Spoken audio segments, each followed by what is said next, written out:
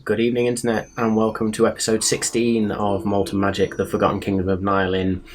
As usual, our announcements before we get started. A massive thanks to Tabletop Audio, to Ben Sounds, to Incarnate, and to D&D Beyond for their help in making our recordings and our streaming a success and making them more fluid, making them enjoyable. I'm also very, very, very happy to make two big announcements this week. Firstly, we are officially on Twitch, so you can go out and check our recordings. Eventually we will get to live streaming once we catch up, but for now we're just going to be releasing the pre-recorded episode, so that's just search us on Twitch, Malt Magic, nice and simple. The second bigger announcement is that we are now affiliates of Battle Bards, so you will have heard me thank them in previous episodes, and we're using them for sort of the sound effects, the ambience, etc. We are now affiliates, which means we can offer all our lovely viewers a nice coupon code. So if you go to register at Battle Bards even, and enter the code Malt and Magic, all lowercase, all one word, you can get a nice cheeky discount off some audio files there, and bring your game to life. Other than that, my usual warnings: adult language, adult humour, you have been warned. Let's go.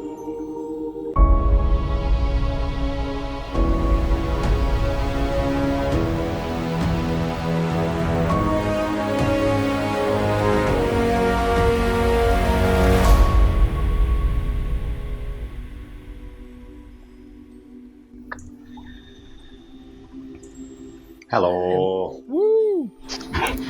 And we can't hear Danny. I'm just on mute before we even start. That's right, mate. It weren't me that I'm happy about that. It weren't me for a change. I was like, ah! I was going, battle bards. Well, I said Battle Pards, which is great when you've just become an affiliate. So Yeah, don't go on that website. It's a bestiality website.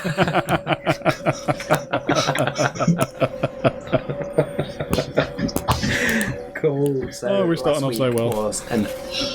We are. Last week was an absolute marathon, but we got through it. So our special Halloween episode, where the party got whisked away to the village of Eastvale, formerly known as Greenvale.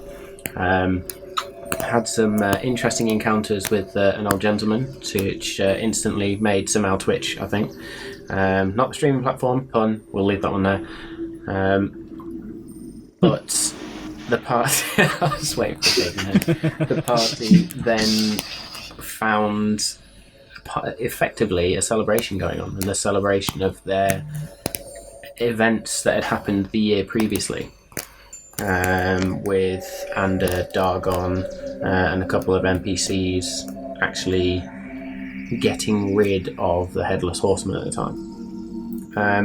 Or so they thought, as they then discovered a dead body, beheaded, a scarecrow with a message, and made their way into the Greenwood, again returned to the Greenwood to witness all its horrors. Had an interesting route up to the top of a waterfall, tried to navigate through the forest, ended up getting turned around, fought some carrion crawlers, were the monsters that you fought last week.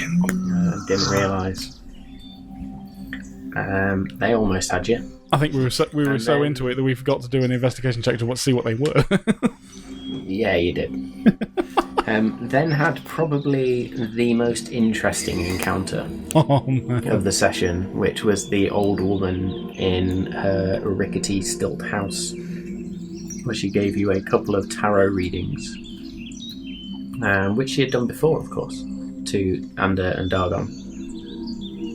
And then you made your way to the Tree of the Dead, having taken that straight from Sleepy Hollow, so thanks for that. With a twist this time, rather than finding the blade at the base of the tree, you found an old man with a book, which you thought you had in your possession, but Dargon had actually sold and had been recovered, and the old man was there to get revenge for the death of his daughter,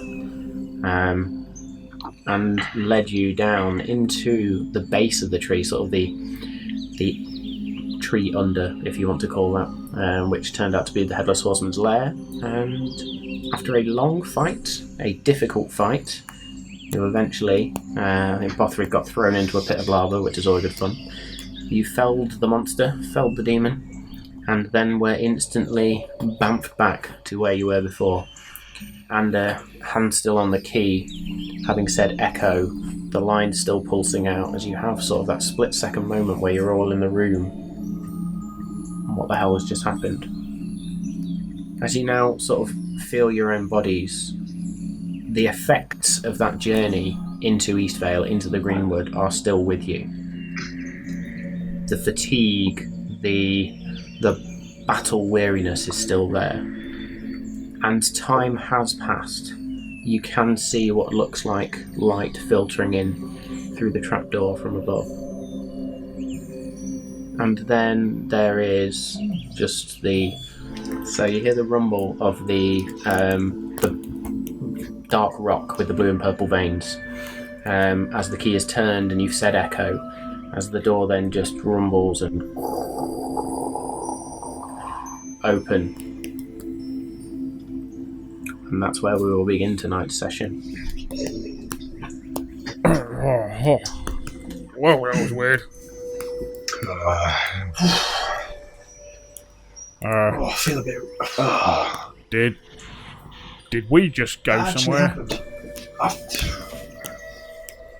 I look around to look at Bothrid immediately, considering... Yeah, is he looking hooked? Does he still have burns and stuff on him? Yeah, so Bothrid has various burns on his body, and he's just actually sort of sat on the floor, just hunched over, sort of taking deep breaths, just... How's everyone feeling? I immediately just drop my shield and go over to Bothrid.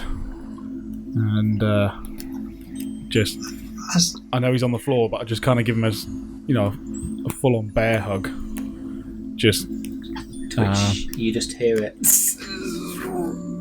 You grab and the cracked, burnt skin, sort of, you just like putting pressure on a burn, and the pain that comes with it. I immediately let it go, but kneel next to him and just like, thought we'd lost you there. Don't you be going dying on us now. Do I perceive anything in the immediate vicinity now the door is opened? Give me a perception check, please. Because I'm thinking if not, we might have to rest up. But if someone's going to kick off... a 9. A 9. So, you don't sense anything hidden. However, before you... Now the door is open, you can see what could only be described as a pipe. Giant brass pipe. Almost looks like a giant sewer pipe. And at the base of it, just beyond this door, is a body. Ooh. Do I recognise the dead body? Is it the elves that were in the lighthouse, or is it a thief? Would you like to investigate the body? Yes, please. Investigation. Considering Dargon is with Bothrid, I will follow Ander, just in case. Yeah, I'm going to say that actually I've got my back to the door at the moment, because if Bothrid was behind us, because I think he was, so I've literally just turned around, so I actually don't know... I don't know anything else, so I'm just literally going to be with Bothrid and checking on him. And as you're Big doing fat that, 7. Dargon, Big Fat 7 with the investigation, as you're chatting to Bothrid, he sort of sits. Scary. Death. Let's not do it again. Yeah. I know you like battle just as much as me. We need you alive. So how about... We'll do best. Yeah, you stick with me, but when I tell you to get out of there, are you going to follow my orders? You're a part of this team. We'll try. Sometimes that'll get better of Bothrid. I know you love to get angry, and I know that it works real well. But just try and listen. Veins pop in his arm, he turns green, that sort of thing. Secret is I'm angry all the time. With a big, nice, fat 7,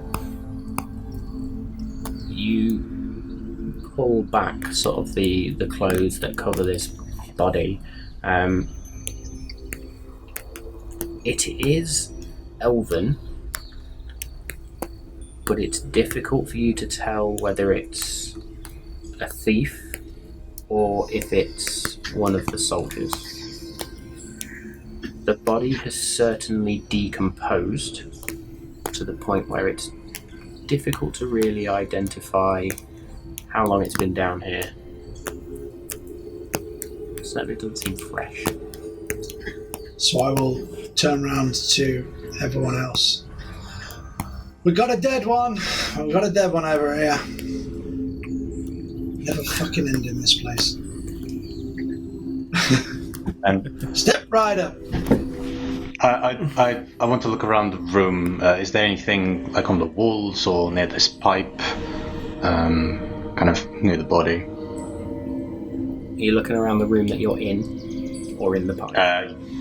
The one that has the room that has the pipe. So I'm not, because I followed Ander. So okay, so as you look in, there is no room. The door literally goes into this pipe. Oh right, okay. So it's a sealed pipe. There is sort of faint dripping sounds coming. There is the body on the floor, and the pipe just goes on ahead. Weird. Big enough for a person to walk through, sort of just straight ahead.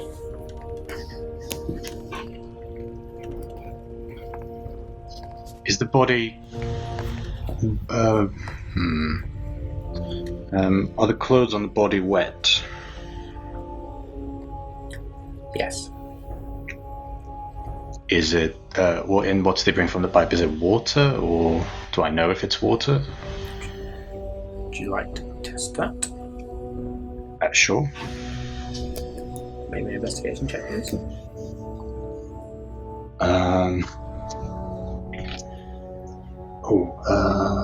It's not bad. That is investigation. That's a 12. So the 12, you sort of just place a finger out to catch a drip. Sniff it. Smells a bit like water. Test it. Tastes like quite fresh water. Weird, okay.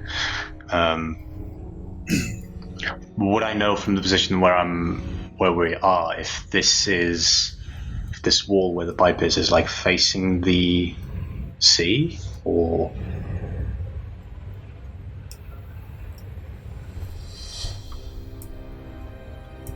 Make me a survival check, please. sure. 15. Yeah, so you sort of look around, look back at where you've come down, get your bearings, and you now understand that this pipe would actually lead off towards the west, so away from the sea, sort of more into the village itself.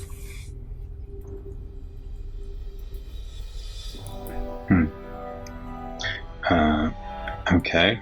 I relay that to the group. This pipe seems to go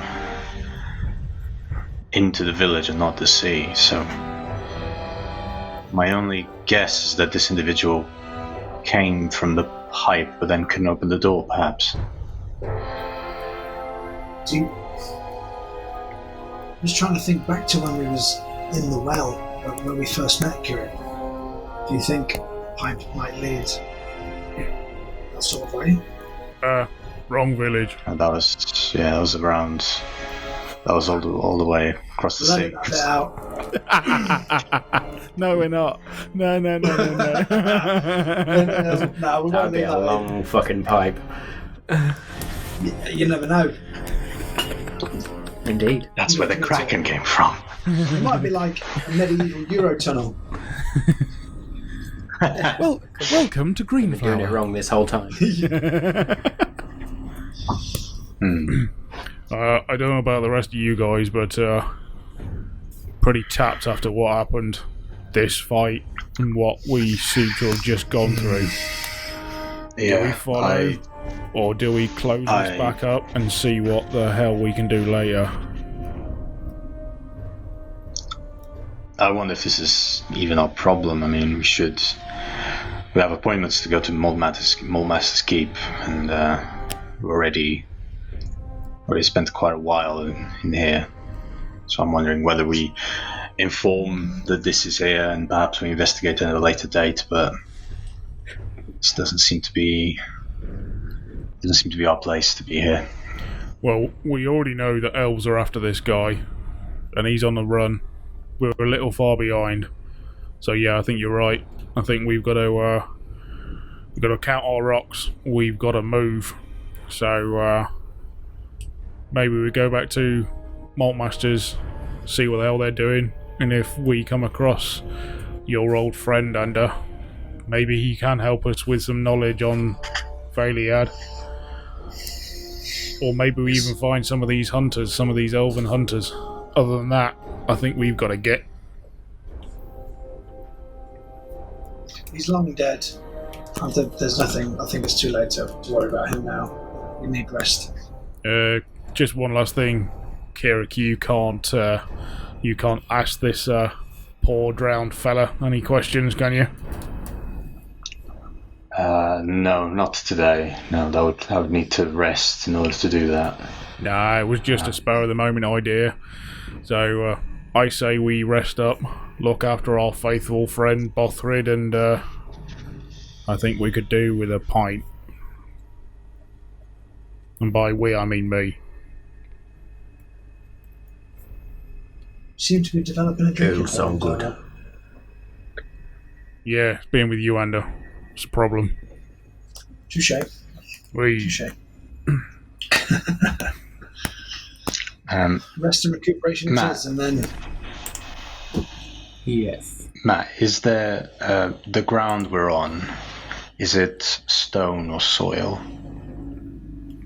So the ground you were on in sort of the basement area was very much stone, but it was mossy stone. The tunnel is almost... It looks like it's made of brass. Does it look like water has ever got into this room from said pipe?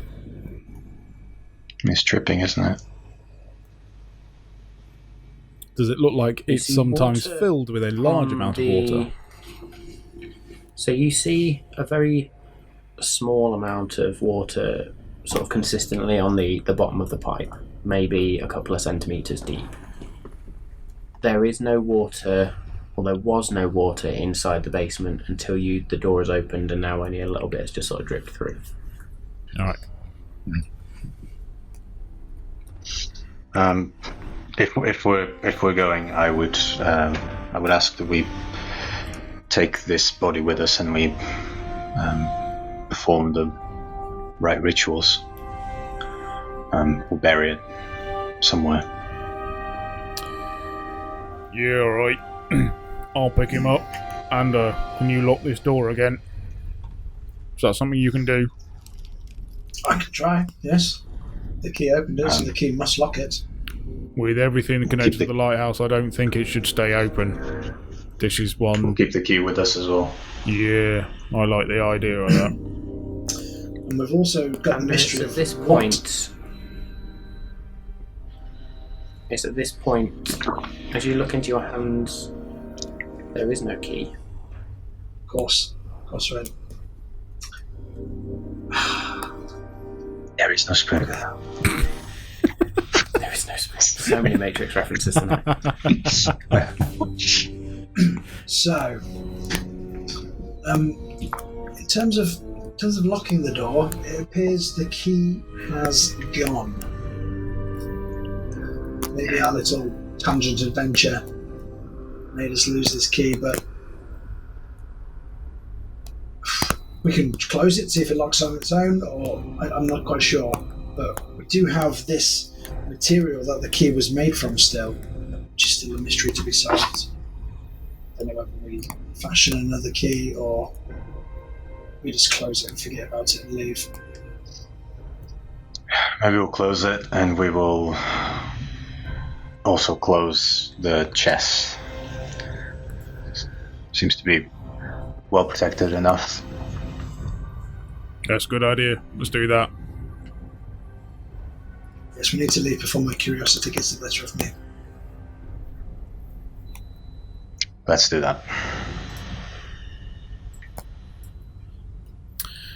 Alright then. Let's move. We head off. So, Dargon, you're picking up the body? Yeah. As you pick up the body, it is wet, it is slimy, it is rotting.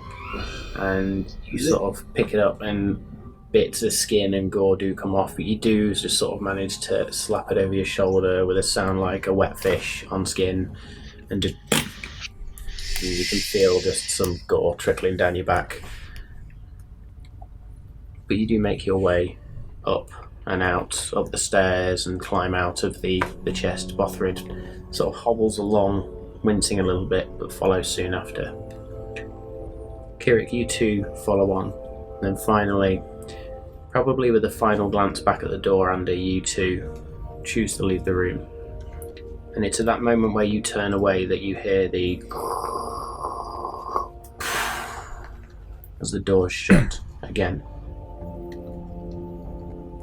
You climb out of the chest, you close the chest, and you retreat back through the lighthouse, now seeing sight of morning coming through the lighthouse door. Perhaps we bury him behind the lighthouse. Yeah. Sooner rather than better. Yeah, I don't want to traipse this smelly corpse through town. Raise more questions than we can answer. Yeah, I agree.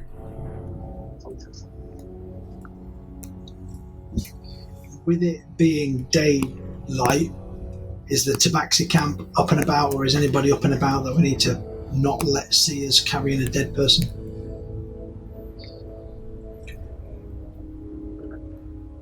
At this point, as you go out and sort of it is early morning light. It is certainly not yet the true break of day, shall we say. The sun has just begun to rise, and the village of Seameat is very still, very calm. You can see smoke coming from the Tabaxi camp, but there's no movement. Cool. We head to the back of the lighthouse. Okay. Does anyone have a shovel? Yes, I believe I do. I do have a shovel. Good. I don't mind. This is sort of my job, so I don't mind digging the hole and performing the rites if you guys want to go ahead and order us a couple of beers. Happily, I'll give you my shovel. I don't want to be involved. Bothrid chooses to stay behind with yourself, Kirik. Romance. Cool. As the other two turn and make their way, Dargon sort of just... Yeah, I will not be downwind of him because he obviously stinks now of rotten kipper. To be honest, I'm going to go down to the... I'm going to go down... Yeah. I'll head down to the sea and I'll wash my shoulder off. And I prefer to be damp on one side than covered in corpse juice. Darwin does just sort of splash the water up, sort of gets it off. There's no gore there. There is a slight lingering smell, but not as bad as it was.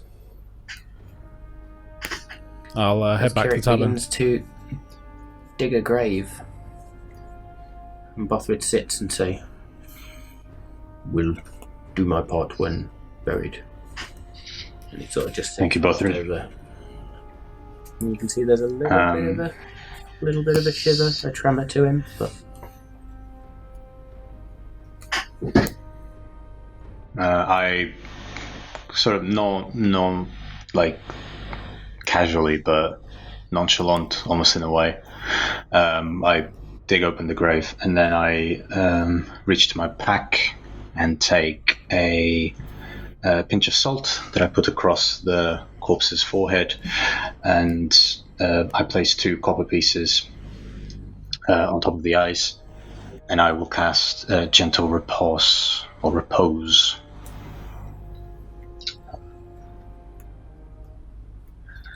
cool. And after that's done, I will take the copper pieces back, and I will make my way to start burying.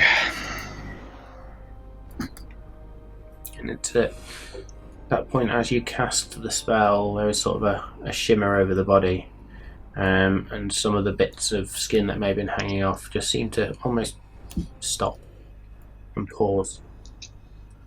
And you place the body in, and it probably takes you,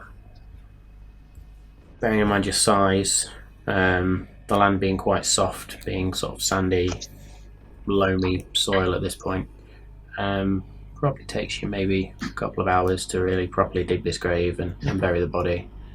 And as you finally sort of scoop the last of the soil over the top, Bothrid then reaches out a hand down and just touches the grave, and some vines come up and bend around, and there are some wildflowers that grow on this grave now. That's beautiful, Bothrid. Should do him right. And he then Likewise. stands still, shivering a little bit, begins to make his way back. He pulls his cloak around him, sort of probably feeling the effects of shock. I will, just as Bothrid is going, I'll gather 2 slightly bigger rocks and the stick, and I'll just place them marking the grave. And then I'll follow Bothrid towards the tavern. Cool. So during the couple of hours that you were digging this grave, Dargon's washed himself off, and Dargon have made your way to the Cherry Blossom Inn. And on the bar you see a familiar face. Just Okay. Just like bang it. I just bang once, just doof, on the bar. what? Oh, you again? Yeah, Yeah. What? tea times 2. Pot of tea? Yeah. Go on. And why don't you rustle up some breakfast if you can? We'll be sat over in the corner. Breakfast. Bloody time is it? Breakfast. Early morning. You Sure, need to be sure, waking sure. up. So he goes and sort of takes out a pot and takes it over to the fire, fills it with water, and then sort of comes back and goes, tea. The fucking hell's tea? Tea, coffee, anything you have. Them leaves on that shelf, just put them in the fucking hot water and pour it in a pot. Oh, yeah. So he does, and he finds this bag of tea leaves that Anders so diligently points out and goes, well, that's what that shit is. Sort of pours a little bit in, stirs it up, and then goes behind the bar, and you hear sort of clattering around and sort of a dropped cup here, and a fuck's sake, too early. And eventually he comes out with some cups and then just a platter full of breads, cheeses, berries. And it looks like there's some chicken on there as well. Sort of lays it down before you. Are we getting the tea? Why not? Sort of grabs a flagon, scoops in, brings it over. When our friends Elegance. arrive, can we have some? We'll have some more of this, and I'll put down two gold now. He got you. Old sticks in his pocket, walks back over to the bar, and just sort of doesn't sleep, but his eyes are just very sort of lazy. I'll walk How over. have we not found that boy Dejit Dagon? He's an absolute moron. I don't know. He'll be dead at my hands if he carries this on. Come on, let's have some Don't trust breakfast. people who can't make a tea. It's just people who can't make a tea. It's an essential skill. I bet he put the milk in first before the tea bag as I well. bet he bloody did. Oh my God, we're British. I know We are. Sorry, America. American viewers are going, what? For anyone who doesn't know, that's terrible. Do not do that. Cardinal sin.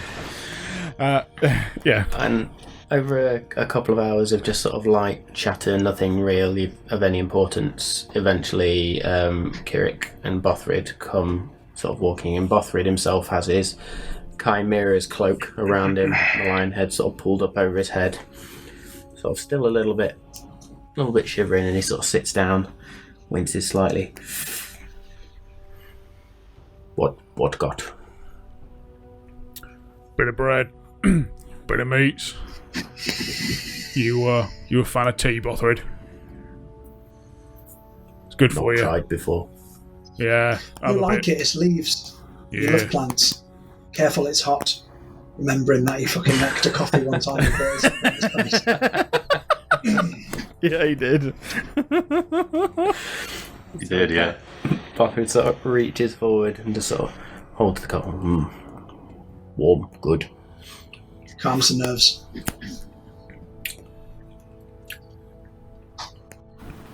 Not quite ale, but it do.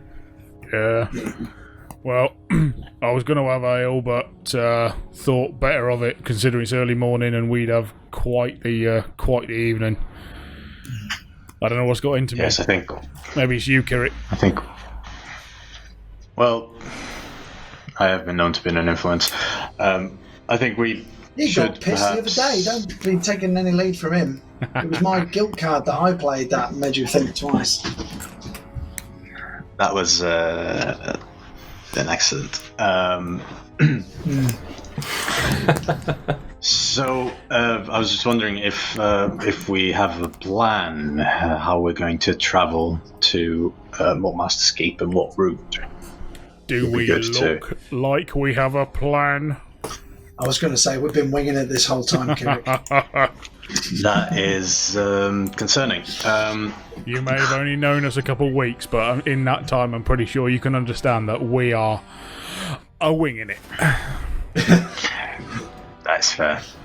That But being perhaps said, I do think that we do need to get back to the Malt Masters Keep Toot Sweet, which is something that I learnt from Ander, because it's Thieves' Cant.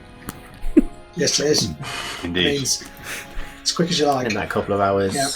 as Ander and Dargon were sat at the table, and did We've learned impart we've learned a couple of many- gems of these camp. We've learned many words in Thieves' Scant over the last couple of days. Do not repeat them to children.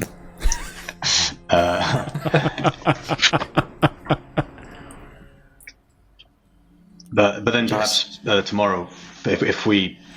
Oh, no, we can't do that. If we gather some rest now, and then perhaps find some horses if we can, and start a journey or even a cart towards the Malt Masters Keep.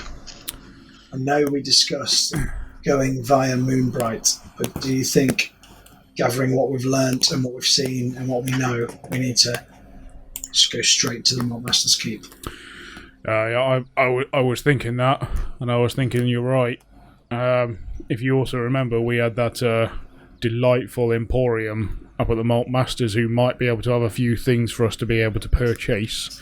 So as much as we would need the help of Moonbright eventually, maybe that is a trip we make via, or we go there, go to wherever we're going via Moonbright, so that we can check in and see what they've got. I just think that getting back there and trying to find out, what's in the tail, we've got to know. I do have lots of coin to spend. Yeah, we should perhaps. And I may have been the one to sell that book, but I'm gonna have a word with him about selling the bloody thing. We also need to sort out I gotta look around and decide to choose my words carefully. The gatherings and winnings over the last couple of days. I mean, I am happy with the share that I currently have, but if you want to give me any more, I'll take it off your hands, Crick. I was thinking perhaps we share it slightly more equally. The man of honor you once were didn't want ill-gotten gains. I'm assuming you've changed your tune, have you? After a couple of weeks. Well, the influences go both ways. Also, I think it's just the fact that we're trying to help you, Ander. That looks like an awful lot of coin to carry by yourself, and we're just purely wanting to help you carry it. Yes. Don't you be too. We know you're quite quick on your feet when it comes to certain things, so we just want to help. Not the way I'm rolling currently. Billy, the young barman, sort of just disappears behind the bar, sort of leaving you to your conversation. You don't see him. Cool. Well, I seem to also remember, and memory is failing me over the past couple of days, but pretty sure that one of the shopkeepers said we were going to struggle to find either a cart or maybe even some steeds. I don't remember fully, but I think we may struggle. Anyway, let's try and get some horses. Probably won't get a cart, and let's try and get back as quick as possible. Maybe we could find a water vessel to take us up Lake Esamir and up the river to Malt Masters Keep. I suppose we could pay one of them to get up there if they could, so that's not a bad shout, Ander. But I think we'd all agree that we need to have a little bit of rest before we attempt such a feat. Indeed. I would also, if they're still in town and they are wandering after all, I would like one more chat with the tabaxi.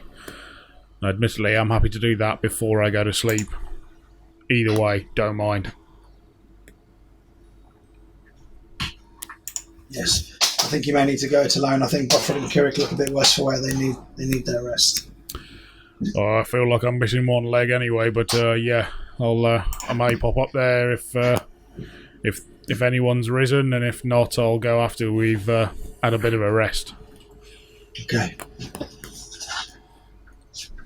Actually, I need to go to the blacksmith to pay off the rubies and perhaps even get a new item that I require. So perhaps if we do that before we fall asleep, because then they might be closed.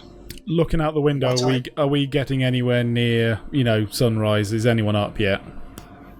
So after the couple of hours, it's certainly morning time. You can start to see people coming out of their respective houses. The smoke from the tabaxi camp seems to be a bit more further now, thicker, almost as if they've lit the fire at the centre of camp again, maybe started the festivities again. And you start to hear the faint calls from the market as people begin to ply their trade. And in the distance you can also just hear the tink, tink, tink of a blacksmith working away. What items might you need from the blacksmith, Kirik? I mean, we've got a myriad of jewels if you want to make more ruby dust or diamonds. No, I I just need to know if he has something that I can wear that is more protective than what I'm carrying right now. It's not a bad shout. We seem to get into some scrapes fairly often. Indeed. I have some studded leather armour if it's of any use. Going spare. What do I have now? I can't remember what I have now. I think I have Nothing. Yeah. Thank you, but I was perhaps looking for something slightly heavier. Okay. More protective. So it seems to be the right place to go. Okay. There may be something for you to get when we get back to the Malt Masters Keep. So I know it's a treacherous journey on the way, but if there's something you particularly want, and we've got enough coin, which we have, just keep that in mind when you go and speak to him. Will do.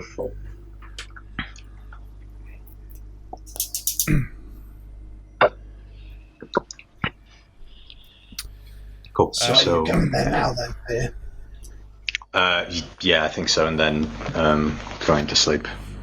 So I'm afraid if we fall asleep now, we might miss the opening times.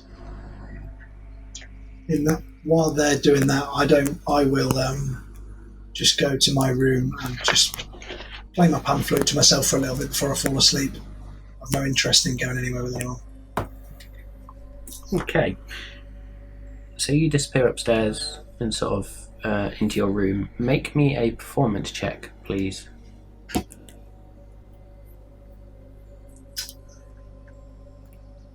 Ten. So it's still taking you a little bit of time to get back into the bardic habits that you were picking up so easily before the touch of the sword. But it is starting to come back to you, and albeit a loose, rough melody, it is still tuneful. Whether it's down to the fatigue, down to the lack of practice, but still, you're managing to get it back. The gig, so to speak, in East Vale seems to have helped somewhat. Bothrid too departs off to his room, and you hear nothing else from him. So, Dargon, you're going with Kirik, or I'll go with Kirik, but I'll leave him at the blacksmith's, and I'll carry on and walk out to the Tabaxi. okay? So you both make your way over to the blacksmith, and you see the familiar dwarven character there. As Dargon sort of then says his farewells and passes off. Kirik. Can we say in the meantime that we split at least the coin that we got from the tower, the lighthouse? I'm happy to do that. I haven't put anything in yet from everything that we got, so I think Anders the only one who needs to do some math here, but I'm just happy to know exactly what I add. I've got the coins here separated, so everyone gets. This is divided by 4, so Bothrid will get money as well if he wants it. 900 copper pieces, everyone. Hey, D&D, it's just putting money away. The maths I'm going to have to do is I've already added stuff to mine, so I'm going to have to take it all out. Yeah, just knock all of that lot off and then put on what he's saying then. Right, Do you need a minute to do that, Ander? No, I'll do it canon while everyone's doing their bits. I'm asleep. So 900 copper. Yeah, 900 copper. 2,900 silver. Yep. 1,845 gold. Makes a dent. And then 2 of us get 13 platinum, 2 of us get 12. Shotgun 13. I don't mind that. Bothrid will take 12. I'll take 12, I'll take 13. I'll take 13. which is exactly the way I put it. I put and then Dargon are going to get 13. Kirik and Bothrid are going to get 12. I couldn't think of the monkeys, but that was fucking hilarious. So there we So go. as you offer this money to Bothrid, he sort of looks at it reluctantly as this is now piled up on the table in front of him, and Sure. Yeah. Too You were right with we us. are. All good. he sort of opens up his pack and just ties it up. Does mean though, And then we Bothrid, that when we do eventually find you a snazzy new lightning javelin, you'll have to chip your end in. Agreed? Buy for myself. Yeah, I will help you, but you now have that coin to do as you will. Thank you. And he then sort of stands on the table. I will see you later. Need sleep. You go sleep, Bothrid. As he goes up the stairs, there's just a slight Excuse me. carries on upstairs. Leave vomits behind the counter. Ander makes his way up the stairs as well. Disappears, having collected his gold. Dargon and Kirik, you make your way to the blacksmiths, and as we'd already described, Dargon, you weave your way off towards the Black Sea. Kirik, greeted by the blacksmith. Let's see if I can get the accent right. Hello. Is he Irish or Scottish today? That's aye. the question. I've come to fulfill the payment for the rest of the rubies, and as well, I was wondering if you have some sort of armor on the heavier side. I currently, as you can see, I'm only carrying leather, but if you have something like some sort of scale or chain mail, that would be most appreciated. Something not light, but something Go not with. terribly heavy either. We've gone West Country instead. Okay. He sort of holds up a hand and shuffles on inside, and you can, as you look down at the anvil, you can see it looks like he's fashioning some sort of longsword. Fairly intricate metal work, as in it's not just a straight blade, the blade is straight but then begins to curve, almost snake-like, before finally coming to a point. And there's some rustling in the back. And he finally comes back out holding this bundle, which is much too large for himself, and sort of you can barely see him behind it, and then just sort of slams it on top of the anvil. Shit. This be what I have. It's dog on West Country, so we're going to run with it today.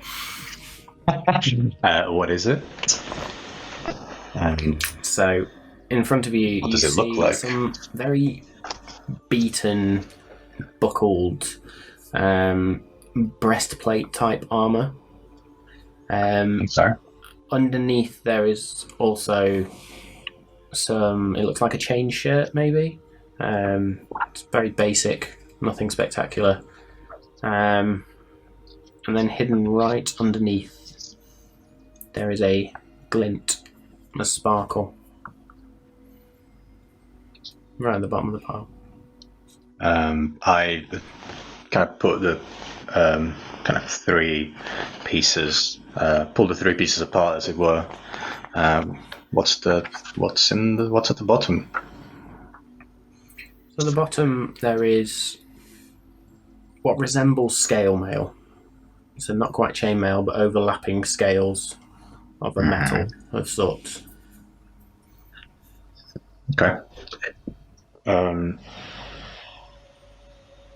These look perfect for what I had in mind. How much would you ask for the breastplate?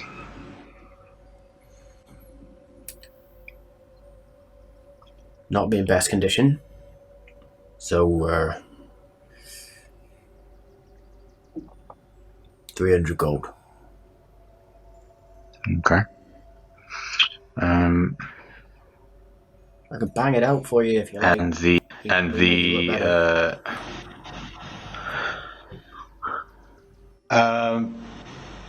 that won't be necessary, I don't think. How much would you want for the scale mail as well? Well, there'd be something special about that one. Not that I know what it is, but it'd be more than usual. Well, like you say, 300 gold for that too. It's a different dwarf at this point, as you notice. His features aren't quite the same. Okay, yeah, sure. Let's go with that. At this point, looking at does it look like he's trying to have me on, or not? Make an insight check. Oh dear, 26. So it's obvious, like his brother, he is shite with numbers. He just plies his trade and just sells it for whatever he can get. However, when he was talking about the breastplate and you look at the state of the breastplate, you get the indication that he was being more than fair there with dropping or offering you a price that would usually be considered lower for breastplate type armor. Mm-hmm. It is beaten up, it's damaged. The scale mail, again, he seems genuine. There doesn't seem to be any ill wishes or ill manners.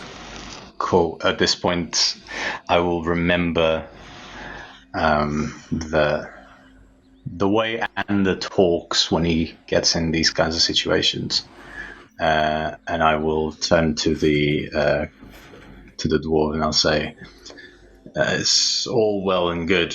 Perhaps there is some sort of arrangement that we can get to for the fact that I will be buying a piece off of you as well as the diamonds, and it seems like that was a lot of work over the past couple of days to get that done. So perhaps there is some sort of slight discount."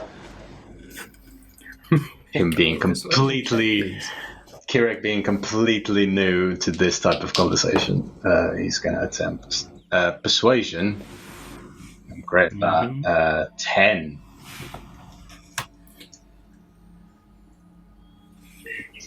Sort of eyes you a little bit.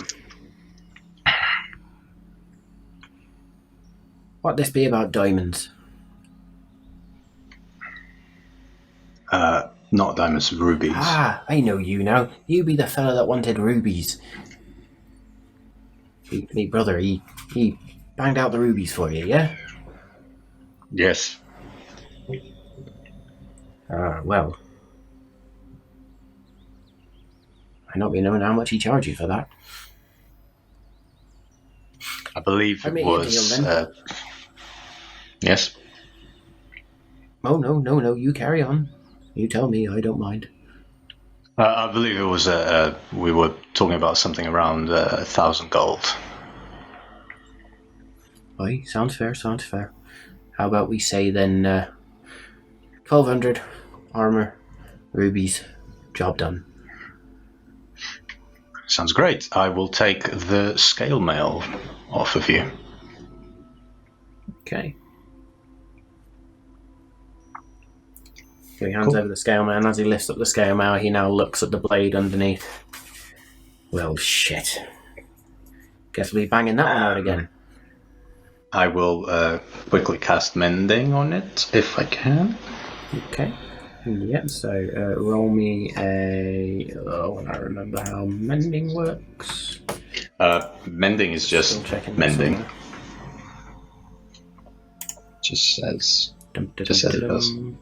Yeah, it's got to be a small 1-inch break or something, isn't it? Yeah, so I'd make it slightly better.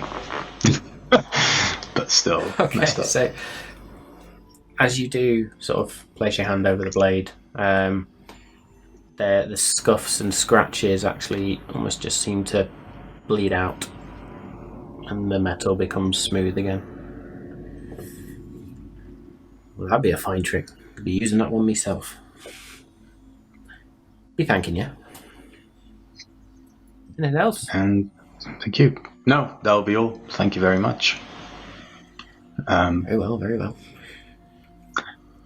And I would actually like to go to the market as well. Okay. To try and find some things. And as you turn and sort of say goodbye, you just see the dwarf lifting up the bundles again. Bangs into the wall. Hey, you fuck. Carries on through the door and disappears in. And you turn and make your way towards the market. From the market, I would just try to find, I will tell you in a second,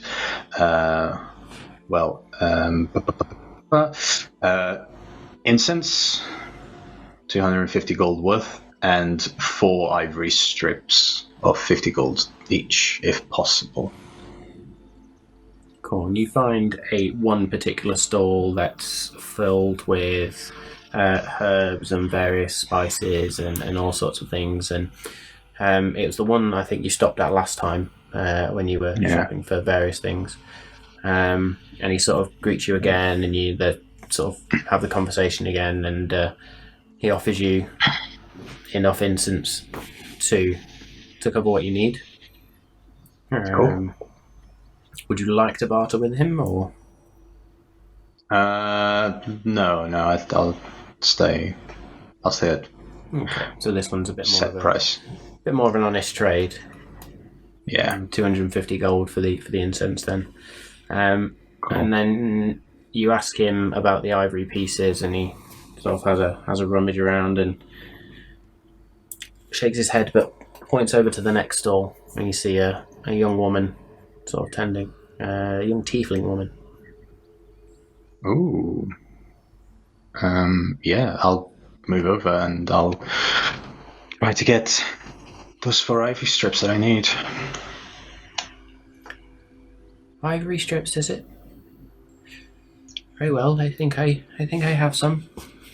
Yes, of a very Hold on good one quality if you have it. I think I have some. And she sort of goes underneath the stall, and you can hear her sort of pulling various bits around. And this stall's very strange. There's just bizarre different items. There's sort of some strange simple gemstone. Doesn't look of any great worth. There's bits of fabric. There's beads, marbles, all sorts of just strange stuff on this stall. And then eventually she pulls out. They be doing you? I believe so, yes. If you think these are worth around 50 gold each, that is what I require. Make me, I'll say just investigation check. 4. As far as you can tell, seems worthy enough. Great. I will take it. Yes. Excellent. So again, changes hands. Yeah, cool. So that's 200. No, that'll be all. Thank you very much. Shall be healing. And I will go back to the tavern.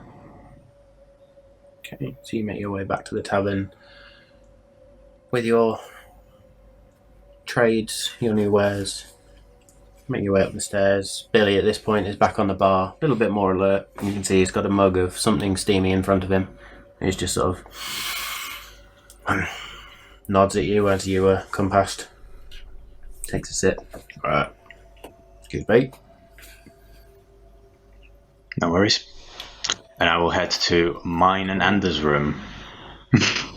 Yes, so you do. And as you go up to the room, Ander, how do you sleep?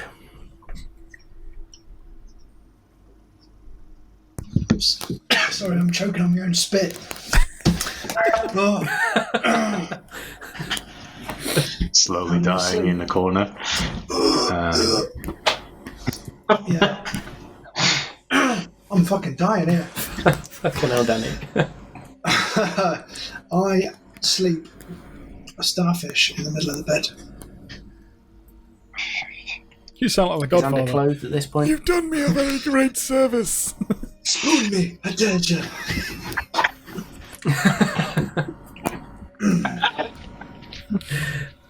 So we'll say for the case of this, or for the sake of this, that Ander does have sort of his basic underclothes on, shall we say. His Twin arm is beds, just aren't they, off to the side. They are twin beds, yeah. Two And all his beds. equipment's there.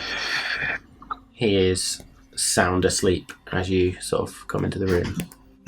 I've got one bollock hanging out. Nice. Just one of the boys just sort of dangling. I will take off my leather armor and I will put on this new scale mail, and then I shall go to sleep. Cool. Excellent.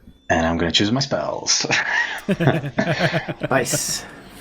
As we then join Dargon, as you make your way into the Tabaxi camp, and there's yet again these sort of lithe feline forms just moving around the camp in this strange, almost ethereal manner that they walk around. So I'm going to be looking for. To be honest, I'm actually going to be looking for the Tabaxi that was making whatever potion she made to save Ander. So I'm looking around for her if I can see her. So you look around, you can't see her, but you do recognise the tent that she disappeared into to make the potion. And is it late enough that I'm not walking into or going up to a tent sort of while she may or may not be sleeping? There are people around, there's Tabaxi around, so I'll walk up to the I'll walk up to the tent then, and not quite knowing whether you can knock on a tent. We're like, are you awake? Yes. Name's Dargon. You saved my friend of mine, not but 24 hours ago. Yes, do come in. Thank you kindly. I shall enter the tent. And as you enter the tent, you can see various tables of various types of components all over the place. A simple bed in one corner, a smaller fire pit at the centre with just looks like a cauldron bubbling over the top of it. You are particularly tired after saving my friend's life, and I am ever so grateful. But I would just like to say again, thank you for everything you did. It is my way. You are welcome. I trust your friend is okay now. As devilish as he usually is, so yeah, he seems to be doing fine. I was wondering whether I could ask for some advice and or possibly some information maybe that could help us out in the future. We are a travelling band and there's only 4 of us. I'm wondering if firstly you know where we might find some ingredients to make some potions of healing, or at least the ingredients that may be able to help create them. It could always be useful to find those ingredients if you would know where they are. And I do know that your tribe is particularly one of a nomadic group. You guys have walked around. Maybe you've seen them before. There are various ways of making such potions. Are there particular ingredients you had in mind? Well, let me just have a look in my bag. I think I may have had the requirements in here somewhere. After a moment, pulls out a scrap of parchment. There's a particular merchant that we spoke to who said that we needed wild sage root, milkweed seed, and dried ephedra.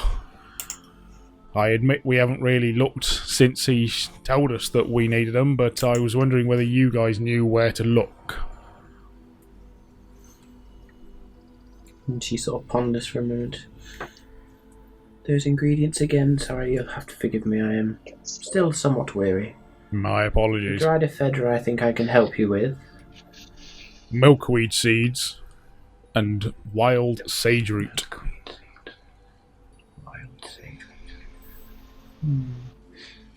Yes. Rare ingredients. The only time I have come across wild sage root, while that has been up in the north, near the pass. Perhaps seek that out among the tall mountains. As for milkweed seeds, well, I would perhaps ask at a larger city. They may be more common to come across. As for the dried ephedra, I can offer you that now if you would like. I'd be much obliged. Very much. And how much would you like? Oh, blimey. You've got me at a loss here. How many would we need to make 10 potions? And I admit, I know we need the other ingredients, or I believe. I am by no means a fondness of the herbs.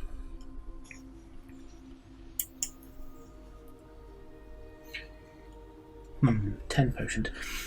I think I have enough here for 5, maybe? I'll take whatever you're willing to part with. Yes, I will need to keep some, so... I Yes, wouldn't want to let me deplete take your this. stock completely. After all, you saved my friend's life, so please keep some to one side. As I say, it is my way. Here, and she takes out some sort of clumps of this dried leaf, sort of root type stuff, and just sort of places it in this little pouch, and she says, "Here you go. Is there anything else I can offer you?"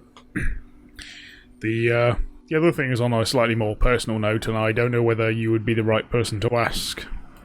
Again, I know that you are a travelling band. It was something I saw when we weren't in Nylin, which I know is an odd thing to say, but I knew of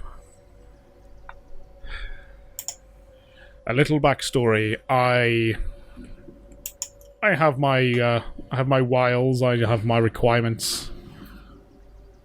I love my my pipe smoke, but a recent battle, as I pulled our great friend out of some severe danger, I lost my pipe, and I was wondering whether, instead of replacing said pipe, you knew about something I'd seen before in the other land, which were cigars, wrapped leaves. Yes, I am very familiar. I have some if you wish to purchase them, or I'd be delighted, and I would also... alternatively you can make your own. I would very much love both. I would be delighted to have some, and I would love also to be able to make them myself. The nights on travel sometimes are quite long, and we do tend to look out for each other, so I would love to be able to spend the time doing something productive, if not something that I really shouldn't do. Well, I have these 4 here, which I will trade to you, and I am willing to teach you how to make some for yourself. If you wish to spend half an hour or so with me. That would be Very, very kind indeed. I do not know how to repay the Must gesture. ask, though, Dargon. Well, what do you offer in return? I know that you are not necessarily always in requirement of gold and coin. It does not interest us, no.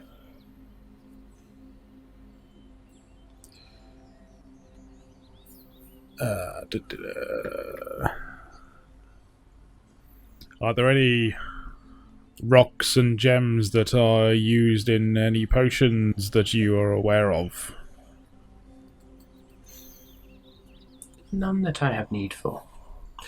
However, how about we trade for a story? I'm sure I have many of them.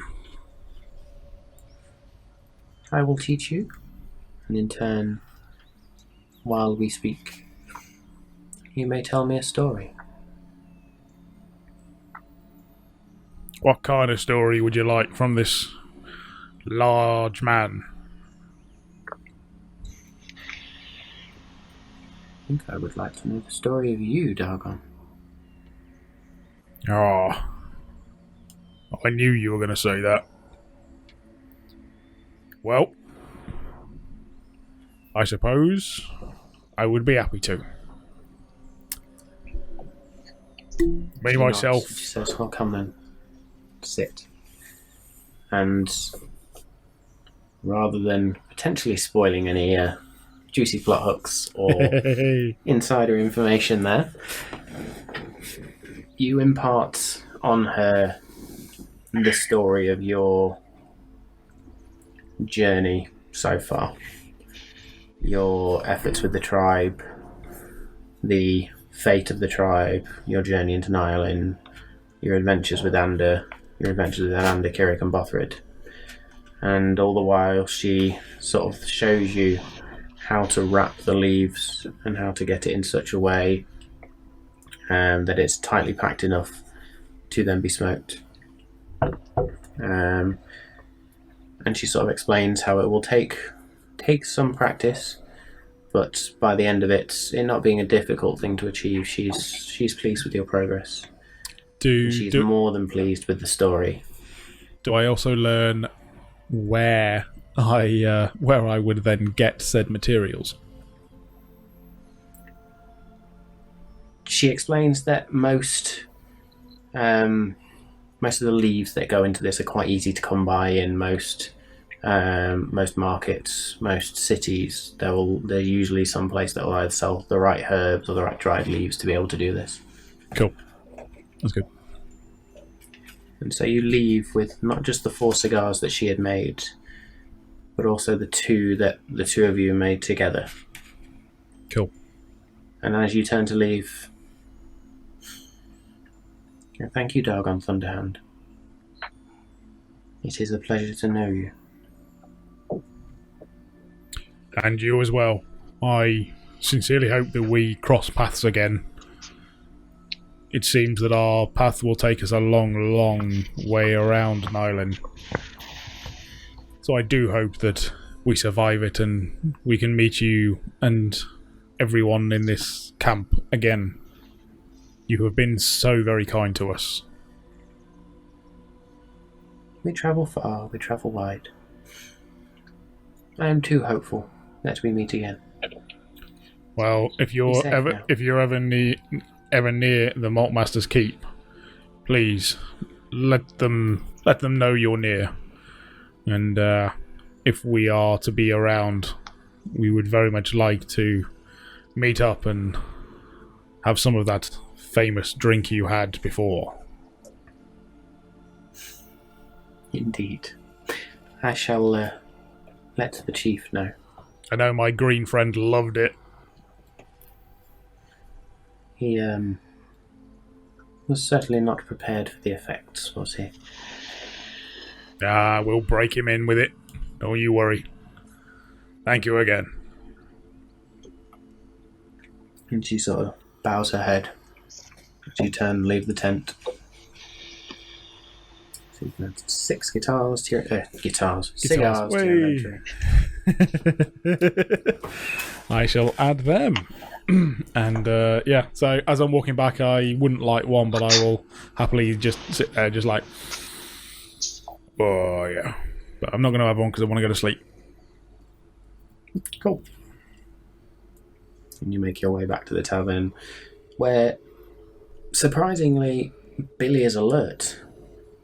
Billy is cleaning glasses and putting plates out and pouring flagons of ale for the patrons that are inside the tavern, inside the inn. And as you walk in, morning, friends. On, Billy. If you Your mates are all in bed. yeah, if you don't mind, well, I'll be doing the same. Can you wake us up after we've had a decent kip? We've had a long night, and we wouldn't mind catching the rest of the day if we could. When you be wanting to go? Take the time. What time is it now? So it's probably around sort of 10 o'clock in the morning, maybe 9-10 o'clock. Wake us up late afternoon if you don't mind. I'll be doing that. I'll have some food ready. Cool. And this time, make sure there is ale with it. Thanks for the tea earlier. No bother. Have a good rest. Will do. Cool. So we all go to sleep and have a nice long rest. Yep. I'm just double checking. What do I need to... There's some stuff I don't need to add. Stuff I do. Hang on a minute. Has Kirk gone mental with the spells? He's gone mental with other things. Bloody hell. Right, let's just have a quick look. What do I need to add in?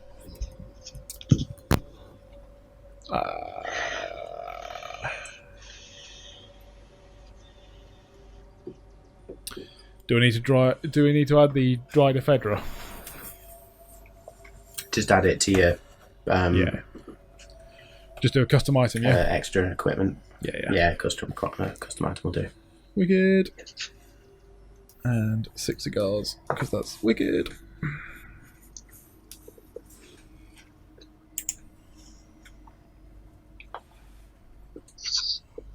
Cool.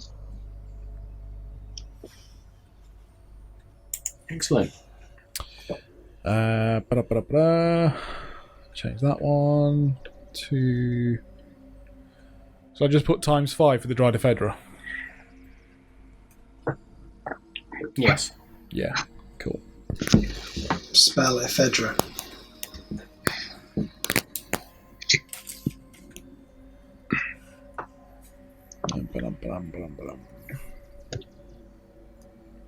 Cool.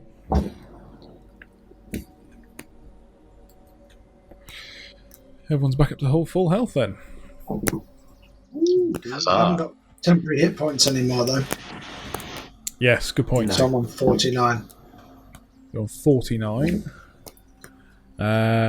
73 for... 73? Yeah, and 73 for good old Kirik. 49, and I would be on 98 by the looks of that. There we go. Huzzah.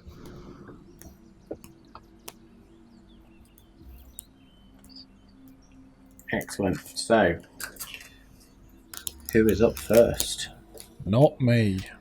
So Bothrid Ben rises first, first didn't I? and makes his way down. Yeah. Say so. And Bothrid sits, and Dargon, after a while, you just hear a faint. Yeah. You want it waking up, mate? Yeah. It's that time. Bollocks. Thank you. Ale's downstairs. One of your buddies is already down here. Funny looking one with the lion's cloak. Yeah, the worst of us. Thank you. Make sure that ale's down there by the time I get there. Alright. As I get up, feeling pretty groggy, but I'm alright. I'll go past and I'll knock on Andrew and Kerrick's door. Right, boys. Time to get up. No. Yes. I was already kind of half getting dressed at this point. Be with you shortly, old friend. Leander with one of his boots half on. Alright. See you downstairs, guys. In, though. Make sure you've got everything. In now. The boys are away. Make sure you've got everything. I, for one, want to leave this place now. Likewise. Gather all my things and head downstairs. So you all gather your stuff, and as Kirik starts to collect his stuff, you notice he has some shiny new scale mail armour on. When did you get an upgrade? How long have I been asleep? I went to the blacksmith yesterday and actually took a page out of your book, as it were. You stole it? No, not quite, not quite that far. I simply talked my way into a slightly cheaper deal, let's say. I look at you a little. Look at him a little proud. Not proud of it, The dwarf. but Oh. I'm proud if it helps.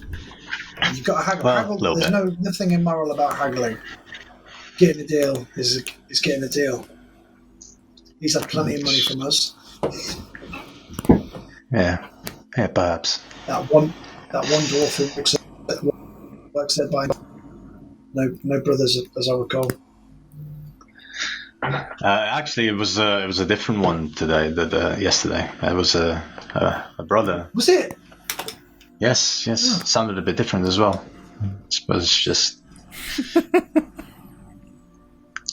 Wow. strange. Was he Irish or Scottish or Thank you very much. Welsh? Must be a different mother or different father. I don't know, or grew up in different part of Ireland or something like that. I'm thinking they are. How long can we keep I it going? can't I can't keep going. I was going to say they're probably like two separate that then got together and Yeah. We head downstairs. Blood brothers rather than blood brothers.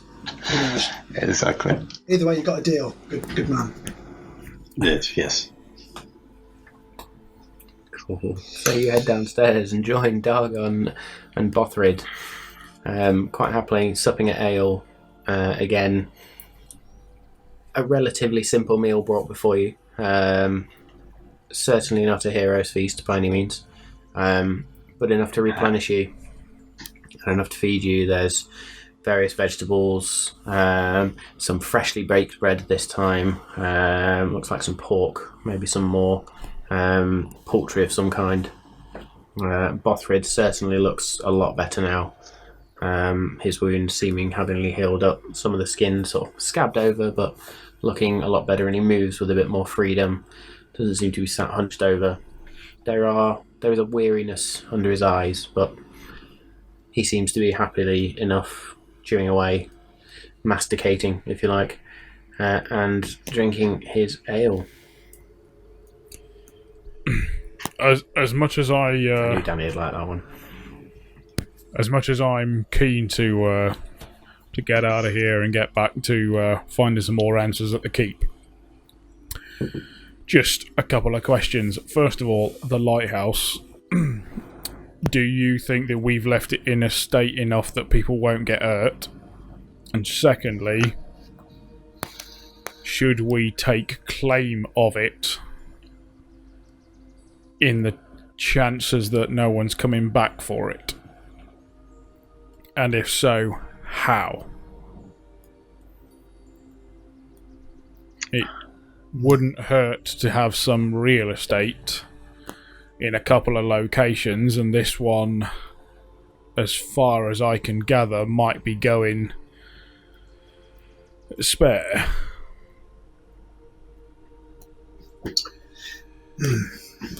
I mean, it is in a state of disrepair, considering we nearly burnt it down.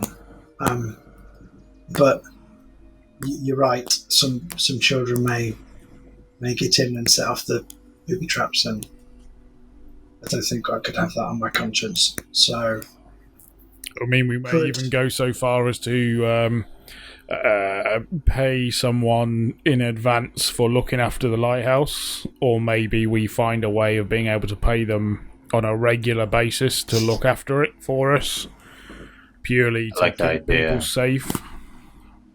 I like the idea. Yeah. How much money, though? And how would we pay them from a distance? I don't have a debit card. Which is Steve's count for courier money courier service. Just realised that's obviously not courier specific. Surely we would have some understanding as to how something like this would work. As in, would we actually be able to keep money aside to one person, or would we be able to send a regular scout or something? There's got to be money crossing between villages and towns. So you know there are ways of couriering the money down. You also are aware that usually in this sort of instance, retainers are hired.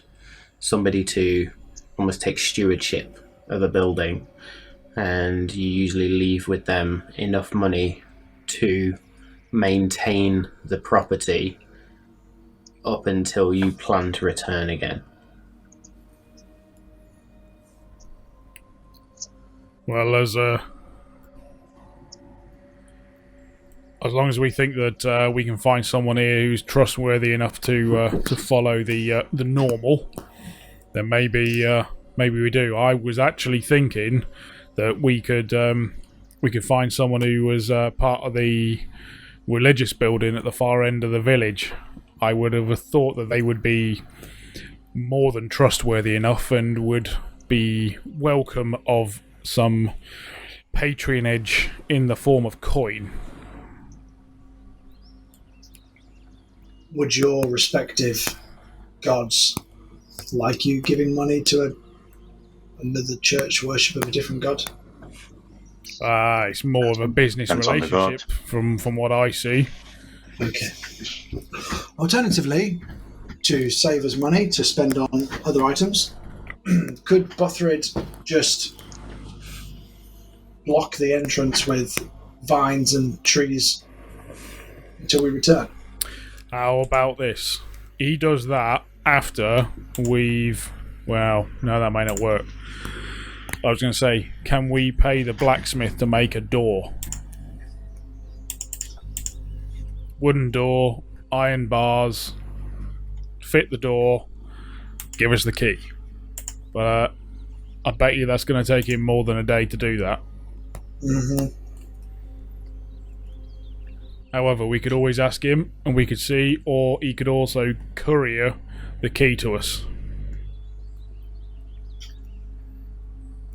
I mean, the dwarf seems like a trustworthy chap. Could he just tend the property for us? Fix it while we're gone? Yeah. Seal it up, keep the key for himself. Seems like the kind of guy nobody's going to mess with as well, so maybe he could fix the door, seal it up, keep the key, and he'd be our go-to man. I'm actually on board with that. What about you, Kirit? I agree. I think as long as we trust whoever we keep in charge of the lighthouse, it is also we should also leave information in case the guild returns. Perhaps they inform us of their return and we can come back. Yes. Or how can we do that? Is there any way of being able to do that with your special message thing that you've got, Kirik? I will leave a thieves' cant inscription that maybe the dwarf could carve into the door, or we could leave just inside the building. Alternatively, we could leave one of the sending stones with them.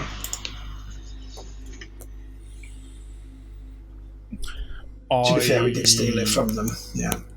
I mean, yeah, but I also value keeping hold of them, so I'm a 50-50 on that one, I've got to be honest. I mean, there's honour amongst these, but not much honour. I'm thinking, no will do. I would have said that the honour of actually saying, "Hey guys, we looked after your lighthouse. If you turn up, it's yours. If not, yoink." That's kind of enough, innit?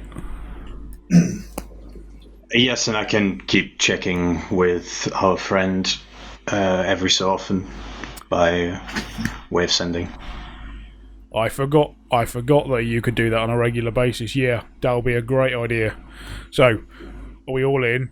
Shall we get him to do that, give him some coin for it, and then let Scarpa? Yes, let's do that. Alright then.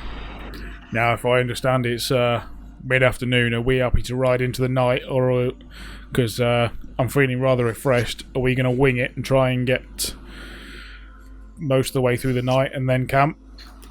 As far as we can. Sounds good to me. Yeah. Anything that comes up against us, fingers crossed, Bothwood can look after them. Look over at Bothwood and wink.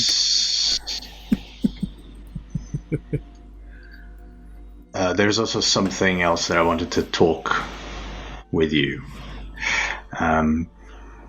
The chance just hadn't occurred yet, but in our conversation with Vaxi Camp, we asked some questions regarding the Phaliath Forest, and they informed us that the Phaliath Forest is some sort of is at least engulfed with Fey magic, but they also mentioned the possibility of it being a portal to the Fey. I think I'm the one who doesn't know much about that one. Andrew, I think I remember. You may know something about it. So, Kirik, could you elaborate how a forest could... Well, I mean, I know we're already in a place that shouldn't exist, but how can we be near a forest that is not here? The forest itself can be there. It simply might have some sort of rift or portal within it that leads to a different plane of existence, like the Fae in this case. The interesting thing about that is that Eladrins are usually born in the Feywild. So this Eladrin we're chasing is not unique. Is he? He's not unique. There are Eladrins are as common as, well, not as common, but they are just like humans or half-orcs or Goliaths or even hobgoblins. I mean, they are just a different race amongst many. The interesting thing is that it's something to keep in mind and something definitely to share with the Malt Masters Keep if they don't have that information already, is that it is interesting that adventurers keep going into the forest and not returning to a place where it is the origin of the person that we are chasing. So are you telling me the Phalead Forest could be full of people just like the Eladrin. I'm saying it could be that. It could be his headquarters, his base can be situated there. I'm concerned that maybe he is working on something else, and people keep being chased towards that place, and I'm just wondering if he's gathering an army or something. I don't know. We don't possess that much information.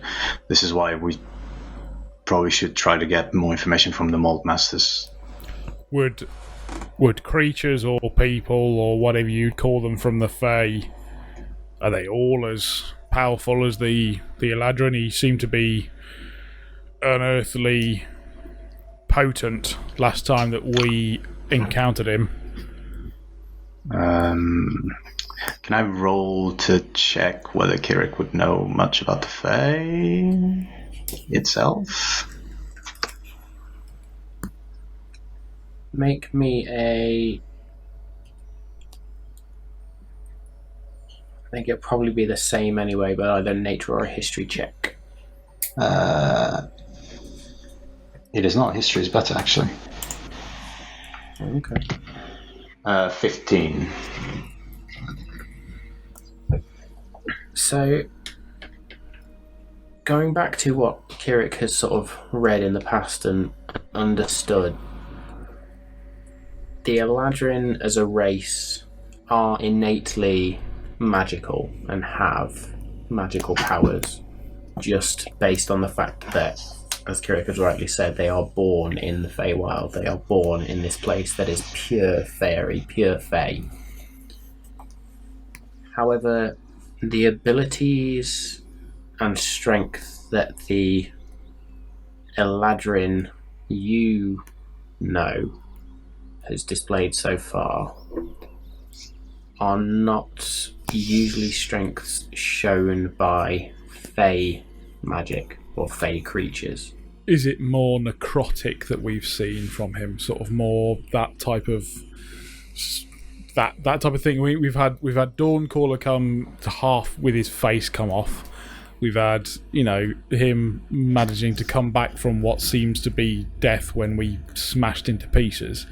There's been a couple of things like that. Is that the type of thing that we believe that necrotic is not something he would use, necromancy, that he would usually be born with?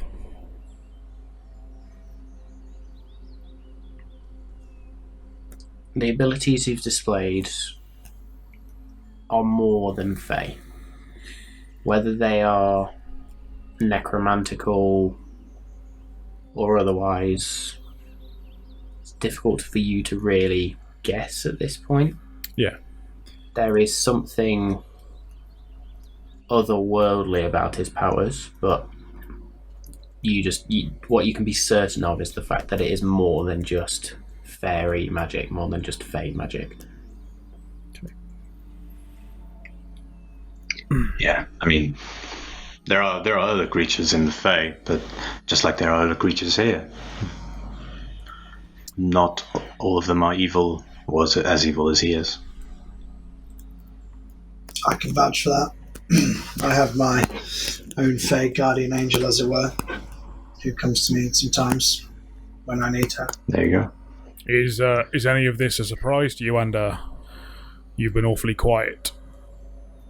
I don't think I've ever put two and two together until just now, that with Kirik saying it, that he may be able to come between this world and our world via the Phalead Forest. So I've always wondered, how does he just disappear? How do we find no trace of him? And how he was there throughout my youth, so he must have been plotting this for decades, and must have been able to go between our world and Nylin, so that it seems like you might be onto something there, Kirik, and that may be his doorway between worlds.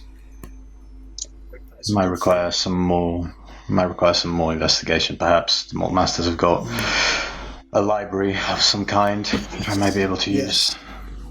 From what I recall, our conversations with them didn't bear as much fruit as the epiphany you may have just had there. But I must admit, I have not scoured their libraries. Yeah, I mean, to be fair, they kind of sent us on this trip. We didn't really get much from the Eladrin himself either, apart from the fact that he wanted this bloody prophecy for some reason.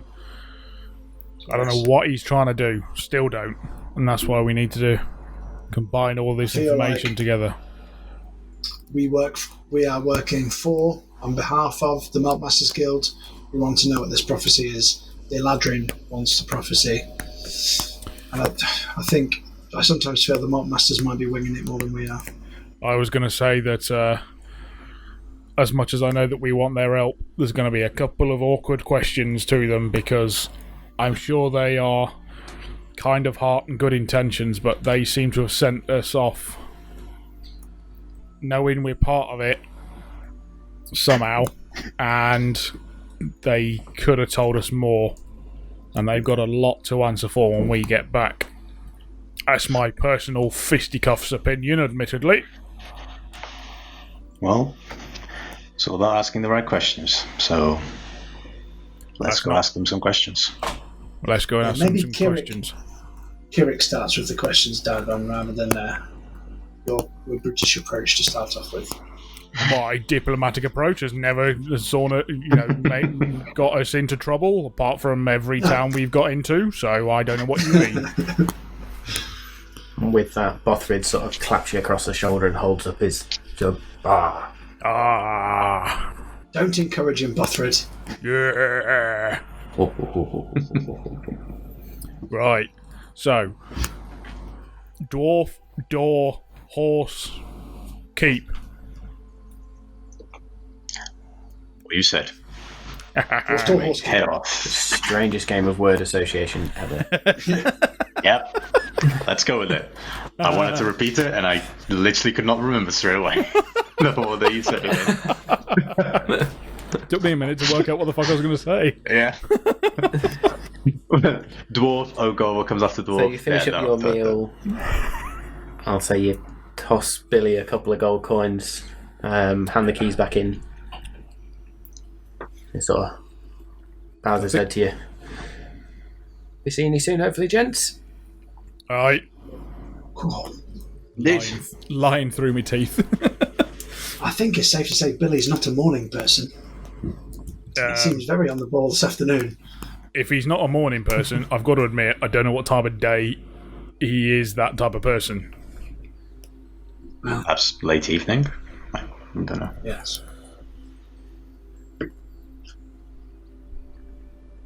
Cool. Do you want to... we head over to the blacksmiths again, who is not outside. The door is shut. Yeah.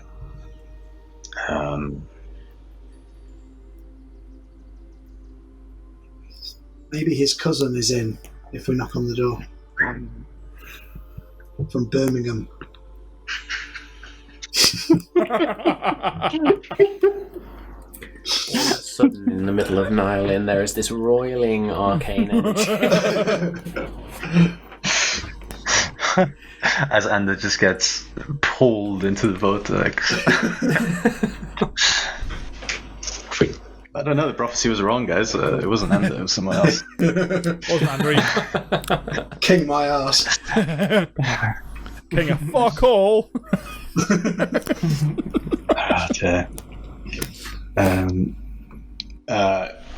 Well, yes. Seems like our plan was destroy the first idol. That's not good. I will go up to... I mean, is there a door to the place? What? Mm-hmm. It's just shut. I'll just hammer on the door. Doof, doof, doof. What? It's us. Who the fuck's us? Big guy, slightly smaller guy trying to rip you off. That one. Don't remind him of that, you tit. We bought the rubies from you. Oh, all that. Oh, aye. We have a business Yeah, them proposition already. for you. Do you want coin? Well, it not be business hours, but... And then you hear sort of a lock sliding and it sort of opens. What business you got? Proposition. I have to say I that don't do this is a propositions in mighty late fine afternoon. door. No, it's not. No, it's not that kind of proposition, my friend. It's not. We are not gentlemen of the night. And We, sort of looks at the door. yes. I suppose it is. You see the lighthouse over there, over yonder? We have acquired it. I won it in a card game, and we are now going to use it as our homestead or our base of operations. But it's in a bit of disrepair, so we were hoping you could build a new secure door for us, and obviously make a key. But we want you to keep the key. We want you to be the custodian while we're away on our travels, and if possible, if you could etch this into the door, that would be fantastic. And I hand him a little piece of paper with a Thieves' Cant message on it. First things first, make me a deception check. You got me.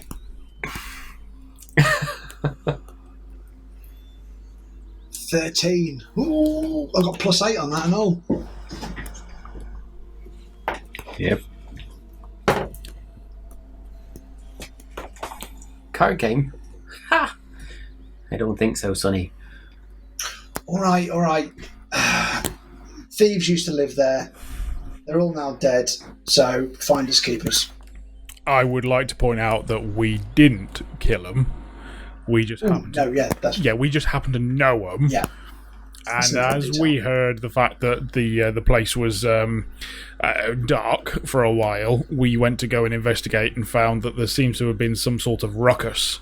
Anyway, after investigating, we realised that it was quite the dangerous location. So we are definitely wanting to look after the town by putting this new door on and making sure that someone looks after it in our stead. It is full of deadly traps.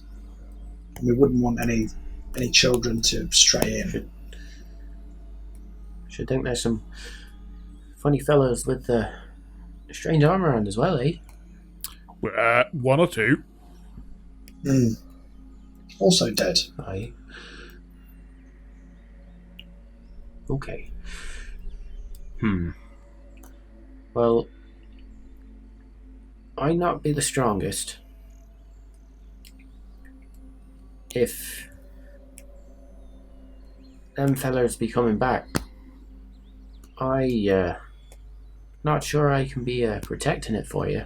We don't want you to protect it. We just want you to put a door on it, keep hold of the key, put that letter in a place where if someone does come back, they'd find it, and we will do the rest. What we'll also do is our lovely friend here will also, on occasion, pop you a message in your head. Feels a bit weird. It's happened to me once before. And he'll ask you how things are going. You can reply honestly, but briefly. You'll be able to tell him if no one's come back or if someone has come back. Simple as that. We'll pay you well for it. Aye, how much? You and your brother. You leave my brother out of this. This is just me and you now. Okay, if you don't want to share the coin, I'm okay with that.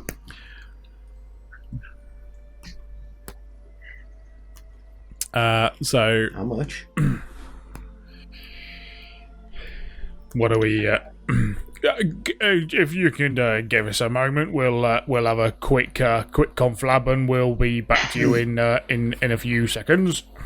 Remembering he's a bit shit with You're up figures, like he's on stone.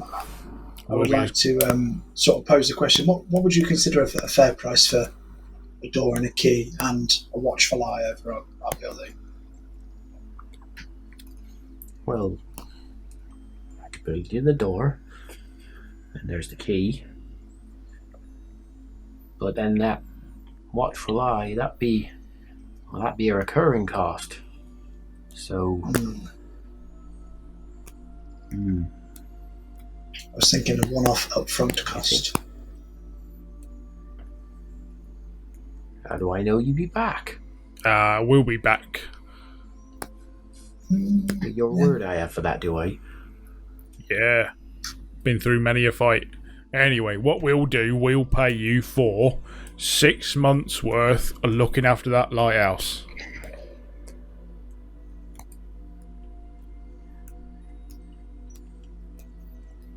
And if there is any change in the situation of the lighthouse, we will do our best to come back. Like I said, I'll be checking regularly with you from time to time. And if there is any change, we don't want you to get involved with these individuals if they come back. If they do come back and they run over the door, leave it be. And once we check with you later on, you can tell us what has happened. We simply want to protect the town from any individuals that would wander about.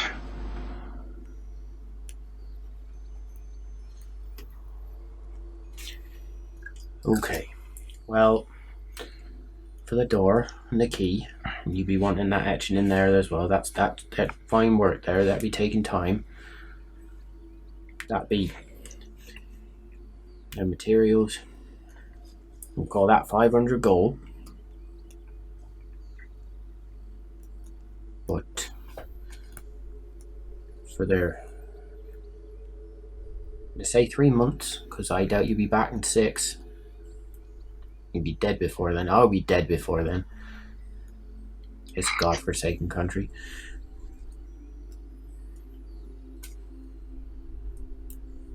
I want 50 gold a week.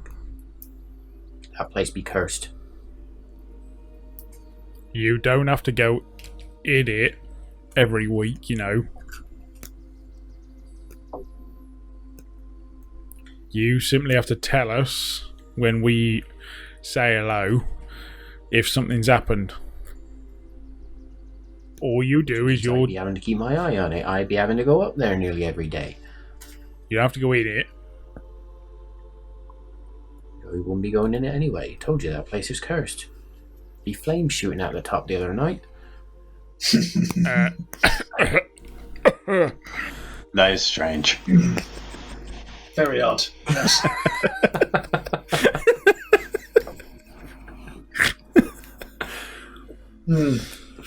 I want 3 deception checks.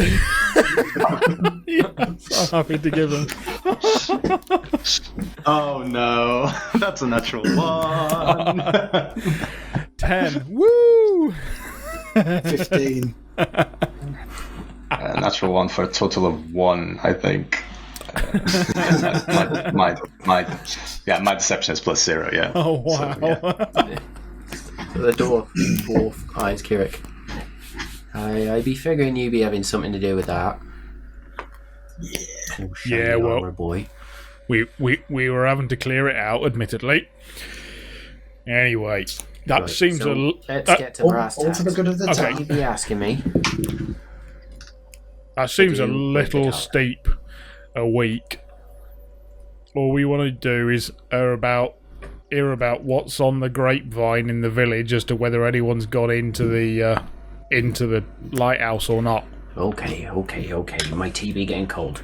2 gold a week to be keeping an eye on it. I'll build the door, put the door up, etch this chicken shit in it. Deal. Yeah. Okay. Deal on my side as well. I look around to see who's paying. I'm looking at Ander. Okay. You can use I'll some go of those. halvesies. I'll go halvesies with you. So I'll pay for the door. You pay for the and then- upkeep. So that's 2 gold a week. 8, 12 weeks. 48. Was it 24 or 48? 24 gold. 24 gold. Yeah, I give him 24 gold.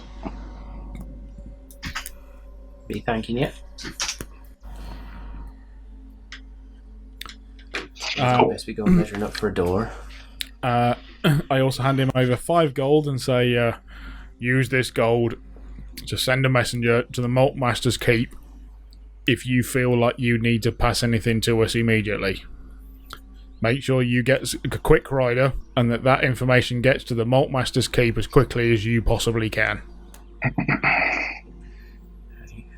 There'll be ways of sending messages quickly. Be thanking you. Good. Now, piss off. I want my tea. Enjoy your tea. Goodbye. Enjoy your evening. Ta-ra. Aye. Well, great. And now, what was part 3? Here, sort of muttered conversation in the house. I'll try to listen. So, Dwarf door, horse keep. try and make me a perception check. Oh, unnatural 20. 24. So there's the West Country accent, there's the Scottish accent, and there seems to be a little bit of an argument going on. Sort of, there's talk of the door. Somebody calls somebody a stupid idiot. Blundering clubfoot. How much they paying us? Not paying you, they're paying me. Well, I think this is the time that we leave. Alright. Have we seen anywhere that looks remotely like a stables in this town or village? So you haven't seen the stables, however there is a farm area from where you want down the road of the house. It's sort of near to the exit of the village. Oh, God. Again. Suppose we head there. Yeah. See what happens. Yeah, well, we're not giving these ones back. I mean, I'll ride a cow if we need to.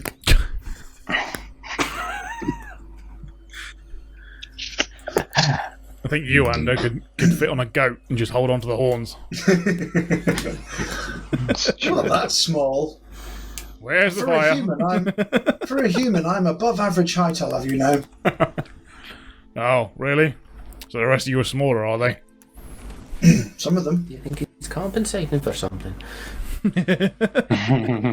Shut up, dwarf. It's like the last thing we hear from them.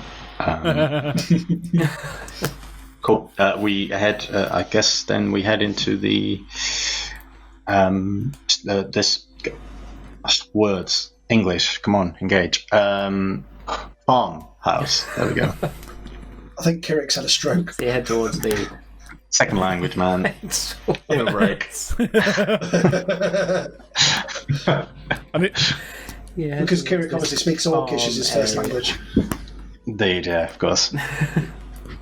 rubbing off from Dargon, who can't string a sentence together. Yeah, corruption of Kirik. Cool. There's a subplot in itself. So you make your way down to this sort of farm-like area, and there is a farmhouse with a sort of crop field next to it, not big by any means. And then sort of the other side of this cobblestone path, there is a fenced-off area with what looks like a simple cart in the middle, but you don't necessarily see any horses.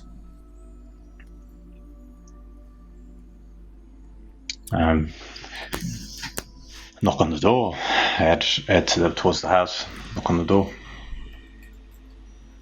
Hello? Oh boy. Hello. It's Mrs. Doubtfire. Is that what I was going for? We were wondering if we could have we have a request to to make. Aye? We were wondering if you players had. off with stupid voices. We were wondering if you had any horses, or if you knew where to find some in this lovely town of Seamead. We not have horses here in a while. The cart. all Any that left of them. mules, donkeys, cart-pulling animals? Sold the last one months ago.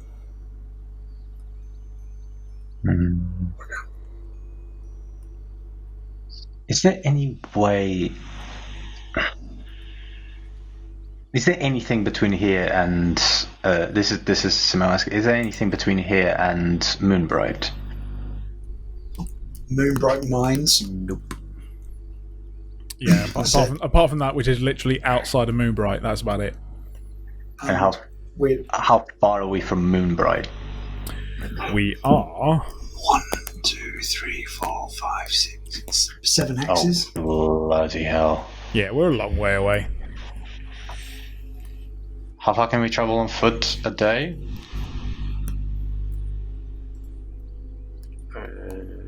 Bear with me. So that is 42 miles. Okay.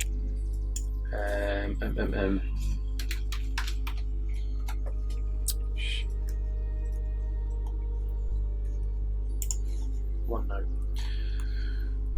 I mean, we may not want to forget the option that Ander came up with, and that is there are a couple of ships that we may be able to rent and get under, but I don't know whether any of them can get under that little bridge there. Could we go from the north? Well, it's a very good point. But the only trouble is that means going across that sea, and it took us over a week to get to Greenflower, and that seems to be further north. Yeah, it's true. So I would say that basically we want to get straight up the river into Loch Azamir. That's pretty much all we want to do, to be honest. It's worth a go, and we may be able to pass a day or so just travelling and being able to recoup and get on the right timelines again. Or die at the bottom of Lake Esamir. I think it's worth a shout. So should we do that? And if not, we're fucking walking. Yeah. Yeah. Yeah. Yeah. Let's head to the. Yeah. We'll head to the port. See if we can find someone that will grant us passage. Then. Sounds good. Okay, and as you make your way, and sort of bid farewell to the female voice coming from within the farmhouse, you make your way to the sort of the docks by the ocean. There are only 2 ships. One that looks very much almost oriental in style, and the other one that looked very Norse, Viking type longboat type thing. And you can see various crews up on the decks.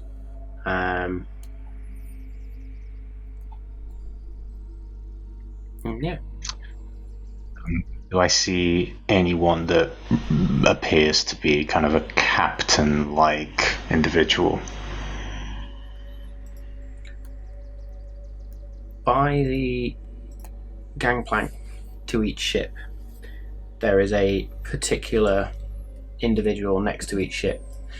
They both seem to be doing a similar task. Both have sort of a scroll, a quill, and are sort of scratching things into this parchment by the looks of it, and pointing at various people to get on with tasks. You deduce they may be captains? I will point them out to Ander, and I will say, I think it's time that we put your nice silver tongue to work, and I'll pat him on the back, and I will cast Enhanceability on him. Nice. Even if I And I roll single will- digits. And I will give him... let me check which one.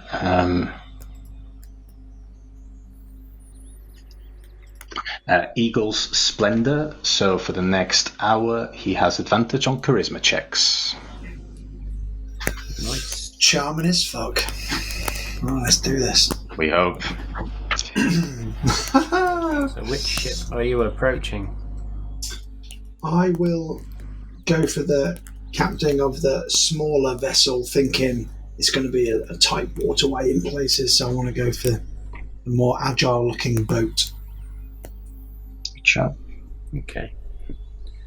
As you approach sort of the gangplank, a familiar face turns around as you did interview the 3 captains Yes. before making the trip to Greenflower. And the face of Bill Peabag turns around, Captain William Peabag. Bill Peabag. What a I name. come up with the best names. Yeah, that's a good one. I know it was before we were streaming, but it was the episode where Danny came up with a nickname for Captain Swift, and I thought it was her actual name.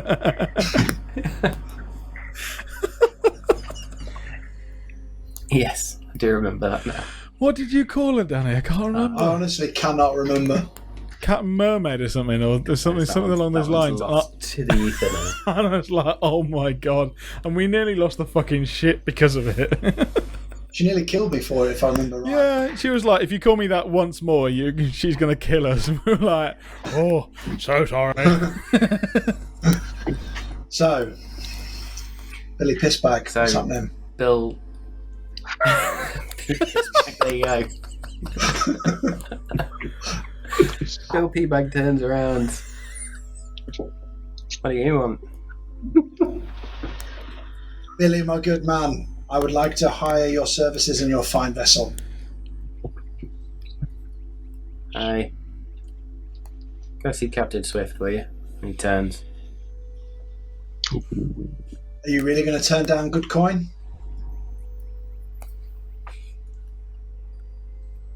Yeah, alright. What do you need?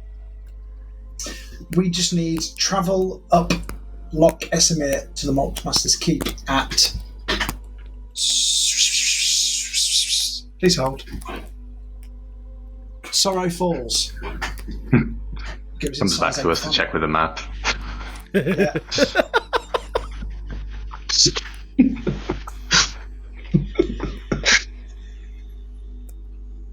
You can stay up the lock. I don't go as far as Soros Falls, though. There's a few things in those waters I do not want to be tampering with. How far can you take us? As close to the Malt Masters Keep as possible, please. I can probably get you to I'll take you as far as we can go. It'll cost you, mind you. Won't quite be up to the where the delta of the river from Soros Falls meets the loch. You'll have to make your own way from there. Deal. What price we talking, good man? Old friend. Buddy old pal. Make me a... Sorry, did he just say that he would get us to the edge of Lake Azabir? So where Sorrow Falls, where Sorrow Falls So he would get breaks us out into the lake. He would get us that Through far. the lake. Would he get us through the lake, or would he get us up the river to Lake Esamir? The bit north He of said, Telma, just before it goes thin towards Sorrow Falls. Yeah, That's how I've interpreted what he the said. delta Sorry. of the river into Loch Esamir That's all right. from It's just Soros Falls. fine. Yeah, That's fine. Because I was like, if he takes us to the edge of Lake that one, that is about 50 yards away from sea meat. So fuck off. 2,000 platinum for this. 2,000 platinum. Will we we're on there for half hour and then get off and walk the rest of the bloody way anyway. So obviously I've got rid of charm person, so I can't. You silly twat. You've got advantage anyway. But it's also fair to say that I provide onboard entertainment for you and your men. Not in that way, you dirty buggers. And through music and dance. Roll me a persuasion Free of charge. check, please. Did you say with advantage? No. Because of me. Somehow, do I get advantage because of that eagle thing? It's charisma checks, so... Boom! Okay. So I didn't. Advantage. Dirty 20.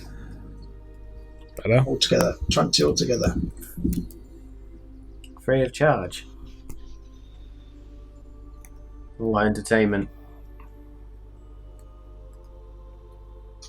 I take requests. Any song you like. Any jig. Songs. Keep your men merry. Musician, eh?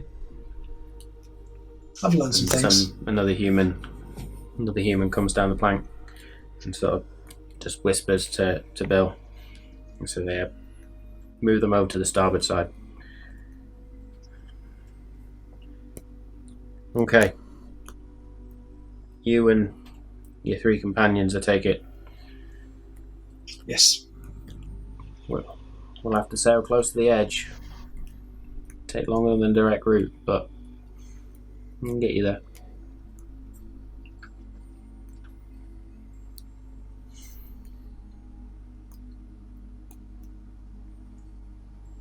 Anything else?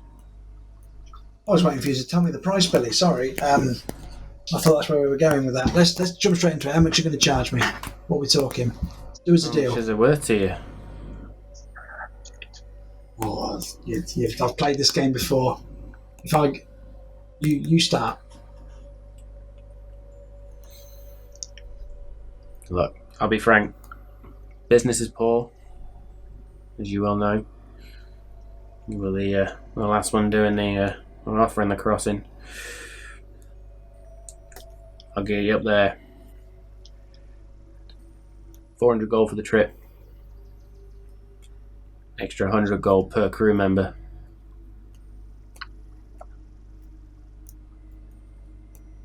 For the trouble. Call it 500 for cash. Shake my hand right now. We'll do a deal. Just still. Is that thing? Is it all charisma checks forever for a set period of time, or is it just one? For the next hour, yeah. I'm rare. I'm like a second-hand car salesman all of a sudden. 18. He turns, he looks at you, and there's that glint in your eye. Alright. 500 it is. Don't forget, I'll throw in the You want to be entertainment. leaving? Now, please. Alright. Now? Fuck, yeah, alright then. Come on then. Boys, we got a job! And you just hear this, "Hey!" from the ship. And then I'll Nice. turn and beckon the others. The gangplank. You all walk up the gangplank, and Bill sort of follows you up. As he follows you up, grabs his hat, grabs a sort of long coat, puts it around himself. Alright then, boys. Let's go meet the crew, I suppose. I'll be delighted. Curveball. Is this the Charisma. eastern-looking vessel or the... This is The other one. the Middle Eastern, like the Asian type looking vessel. Which, The smaller one. We didn't pick it for the Actually, crossing now because it walk. looked a bit too slender for a rough seas, but it looks good for a river voyage. yeah. And as you walk up the gangplank now, and you see on the side of the ship there is the Summer's End etched into the side in common. Ooh, Summer's End. I need to now dig out all my notes from months and months and months ago. Yeah, sorry about that. That is my revenge for all of the historical Easter eggs you chuck in that I can't remember. Yeah. Don't you remember that we talked about this, for 1 minute Yeah. about 6 Remember months that ago? 5 minutes from 18 months ago where we had a really deep conversation about tarot card reading from a hag? You don't make notes. So, Well, I make notes now. Andrew, I'll go halves with you whatever you had to pay. So what do you need? I was thinking, he said 500, so we agreed on 500 for cash. Cool. I'll give you 250. Okay. Well, I did buy the door. Maybe you could buy the ship. I'll arm wrestle for it. All right.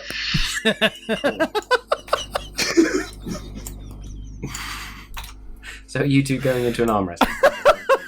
Yeah. Oh, I've got my yoga gloves on. I'm feeling cocky. I was about to say the trouble is with your ogre gloves, I could probably fucking lose. I'm a fucking Goliath. So Bill turns around at this point and says, "Now that sounds like it'd be worth watching. Go meet the crew first, shall we?" All right. Oh, that thought diagram. As he leads you up onto the deck. And there is the crew is very sparse again. It's only about sort of 5 or 6 strong. So Bill sort of takes you up and says, introduces to another human, quite a short human male. This is Chung.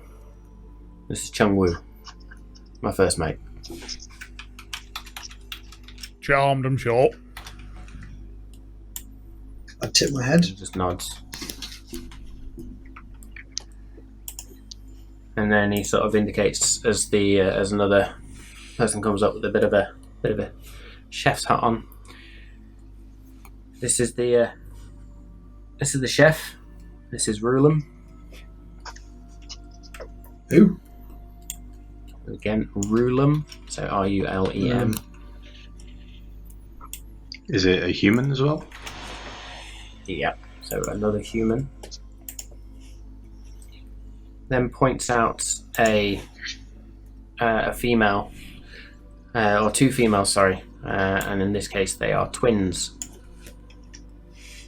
There is something off about these twins, but one is introduced to you as Ivana, and the second one is introduced to you as Joanna.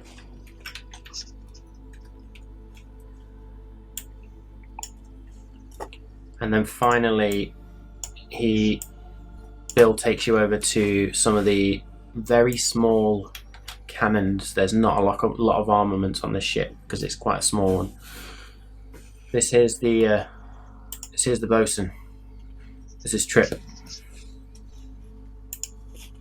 And as Trip turns to you, Trip is missing an eye. Rather than wearing an eye patch, just literally is bare socket. The skin sort of having grown over and long healed since the eye was taken out. I'm just trying not to stare at it. Nice to see you. Oh, Jesus.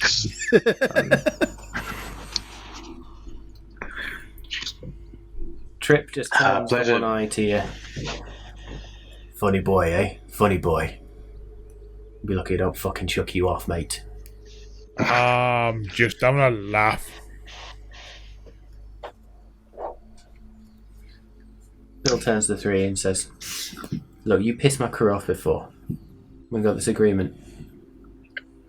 Don't let that be thinking we're all mates. This is a job. Aye, Captain. No qualms And then with nudge throwing Dagon. fuckers overboard. As I said aye, and he's only got one.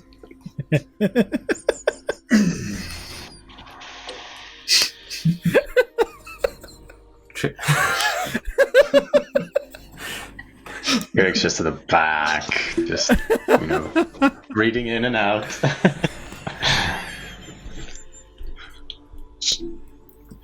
Bothrid at this point walks up, places his hand on the deck, and there sprouts a flower. Do say thanks. And Bill looks at it and goes, fuck do I want a flower for on my deck? Grabs it, throws it. Bothrid sort of steps back, his hand twitching over his longsword. You can start to see. I flinch towards the captain, but hold myself, knowing what he's just said. I'll kind of just put my hand on Bothridge's shoulder just to let him know it's alright, let it go. Let it go. Bothrid lets out a long drawn breath, just closes his eyes for a second. Turns, finds a box near the central mast and sits down. I think we best stay to our agreement. You get us to the falls, we'll be on our way. And I walk off. At this point you can see Bill and a couple of the others all start moving around, preparing to sort of cast off. And then after a period of about 20 minutes, half an hour, managed to get everything back on board that they'd had to offload. And they cast off. And the ship just sort of slowly veers its way into the ocean.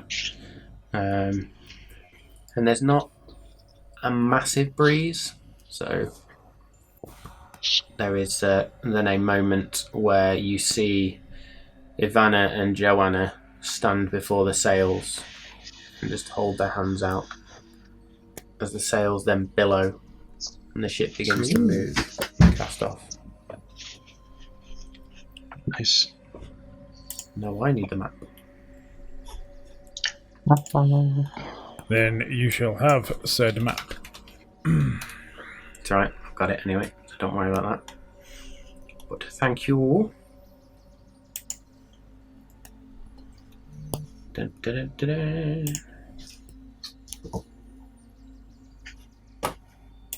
I will go sit with Bothrid, and I'll say I don't think we're going to find friends on this ship. Unlike Captain Swallow, but Captain Swift even. Captain Swallow. That's a different kind of movie. The worst superhero anyone's ever heard of, Captain Swallow. Well, Takes at a least load you of get. crime to the face. At least the movie has a happy ending, so. Yes, that's true. Swallow.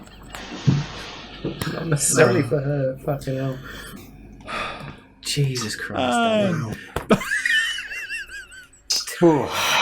was trying to have a serious moment with Bofford as well, and it ended up with a money shot. So brilliant.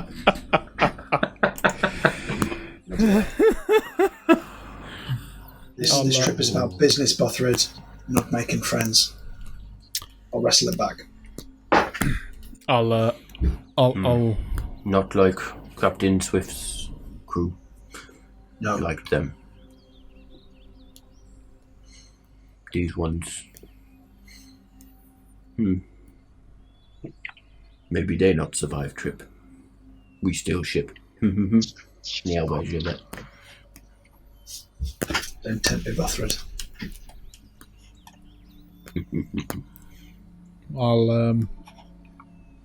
I'll head over to Kirik, wherever he may be standing. Just at the back. Kind of making a little room for myself. Not intruding, am I, Kirk? No, of course not. I was just setting up my quarters, if you would. It seems forever that we've been on this journey together, but it has only been a couple of weeks. And I remember back to when we first met and our fortunate encounter with one of our previous party, Dawn Caller. He clearly succumbed to the Eladrin, and I don't know how. And I do know that the Eladrin will pay for it. But it just seems so long ago. And also, now that we're back on the sea, all for a short amount of time, the other side of that sea in Greenflower is where he now rests. Or where his sword rests. It only strikes me now that I now fight for the same lord, for the same deity as Dawncaller did. I do hope that I can not be swayed by the Eladrin as Dawncaller was. It just seems so interesting that a fellow kin of mine, I didn't even realise, didn't even twig that we had now following the same deity and getting our power from the same entity. This whole new power from someone else thing is very weird to me. Yeah, it's seeing you before you met the calling of Pelor was interesting. I never knew how to draw power from anything other than the Raven Queen. If I have any advice for you, if that's what you're seeking, is that to not resist it, to embrace it, and not think of it as drawing power from someone else, but instead unlocking something that is already within you.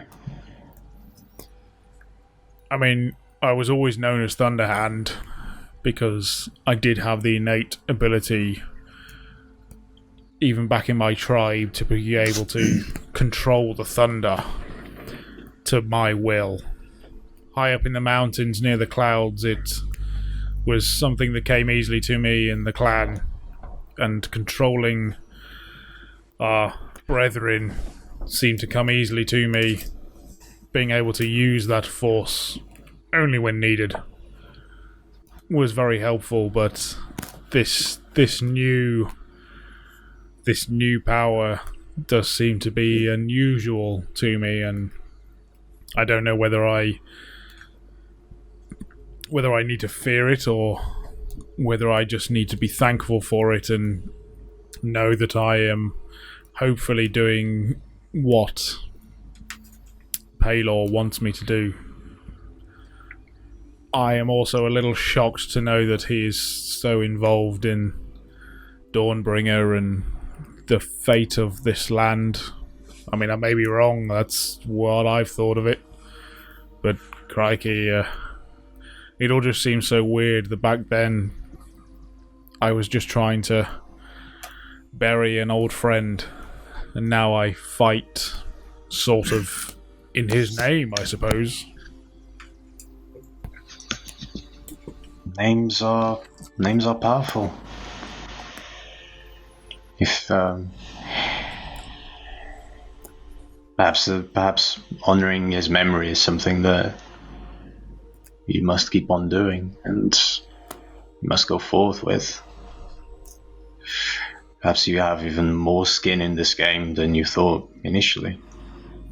And that can be scary, of course. That can be put you on the back foot, but in my experience, if the gods that we serve are not happy about our service, they will let us know. I hope I never find out how. Me too. Thank you, Kirik. You become a good friend. Anytime. Likewise.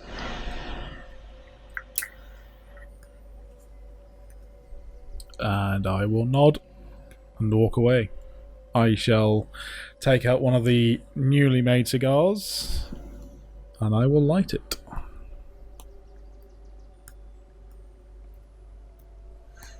And after a period of about an hour and a half, Bill comes back over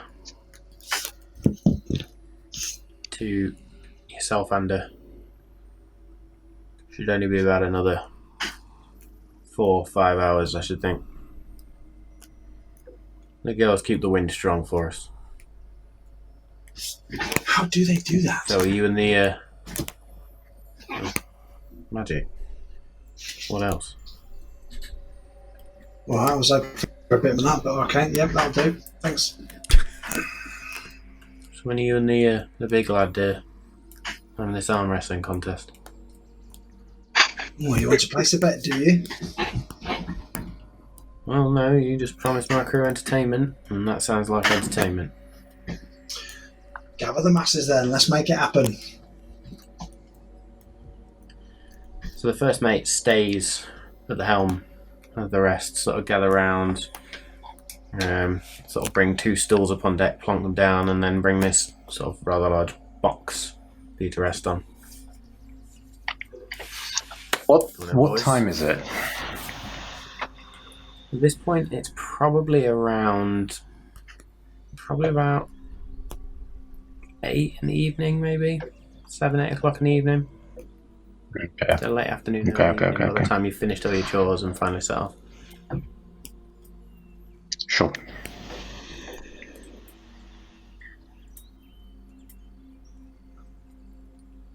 Do you come over and find me, Amber? Yes. Dargon, it's match time. Bring your biceps. Oh, I always do. Alright then. So On the line, we have payment for our voyage. Loser pays. Well, one of you be paying either way. And the 5 other crew members sort of gather round. The twins sort of stood back a little bit, still watching, but just eyes on the sails, making sure they are kept full and pace is kept up. And then Trip turns to Rulam. I'll give you 2 gold over whatever the fuck they're paying us on Big Lad there. And Rulam just sort of whispers, "You're on." You both sit down. Elbows ready on the table. Fists out. See Okay, if we can do it. so You got to use your other hand, surely. There we are. I need you to both roll a d20 and add your strength modifier to it, please. I really wanted to cast Enhance ability on one of them, but I'm not gonna.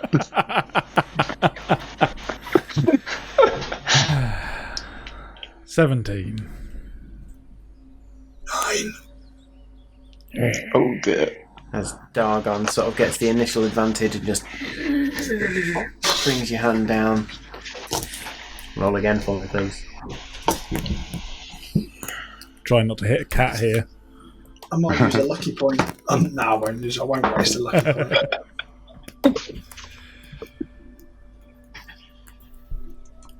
22. Ooh, 19. Ooh. Guys, bringing it back. He's in the power of the gauntlet, drags it back. Those fucking gloves. And you can see Trip looks at Rulum and a bit like, maybe on there. Let's roll again, please.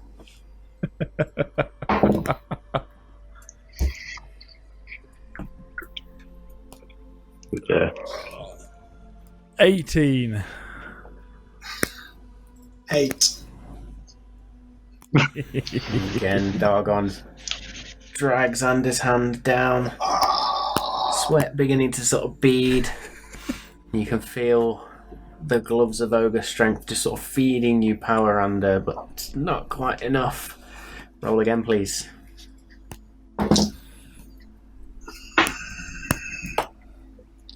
Ha ha ha ha. 24. Fucking hell. My arm snaps off. With that, got Dargon an just 11. sort of flexes his arm once more and just not only taking your fist back, but punching it through into the box. As your arm sort of snaps back a little bit, Bill looks. Paying extra for the box, right, boys? And from the floor, all you see is me just hold up a coin purse with 500 coin in it. Which Bill sort of takes from you. Thank you kindly. So then, he puts his headphones back on. I pulled the cable out of my headset. It's alright. Bill then turns to you and says, so what about this music then? I promised us free entertainment. Double I burn. did. And I am happy to oblige.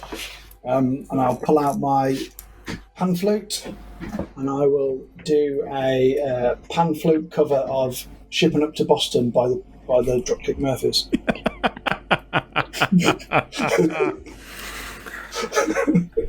roll me a performance check with advantage, please. I was going to say, I grab a lantern from the side and I cast light inside it and I will hold it high up above him. So he's on stage. 14. So it's a little bit ropey to begin with, but a tune comes out and you can see a couple of them sort of tap the feet lightly, like, yeah, not bad. And Bill sort of looks there as the song comes to the end. And, not the worst I've heard. Alright, boys. A couple more hours, we'll be there. At this point, you are gunning it through the waters. You've made your way sort of beyond the river bit now, and you can start to see the lock itself is beginning to open up before you. Ignoring the little creature that you can see in there. It's just a little placeholder. And you can see the ship is very much keeping to the northern edge of the lock itself as the hours pass, and you reach sort of the tip of the lock and begin to come back down. There's very little conversation other than that between yourselves. The crew simply are not that interested, you having rejected them in the past, and this being such a short trip for a reasonable amount of coin, nothing spectacular. And then eventually the ship begins to slow, and you can see where a river begins to flow northwest. Bill calls, says, "Where will we be dropping you?" So he's gone Irish all of a sudden. Not that far up there. There we go. You can swim, right? What do you mean? Oh no, I've got armor. There's no docks. So we're going to have to pitch up here. You're going to have to swim. Do you not have a little lifeboat we could use to row across? Well, yeah, but not for the four of you.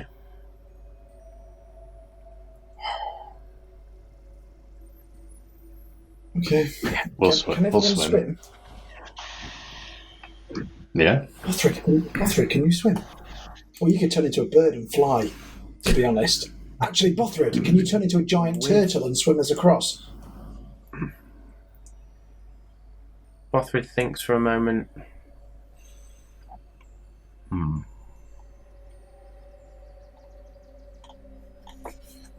Not do turtle.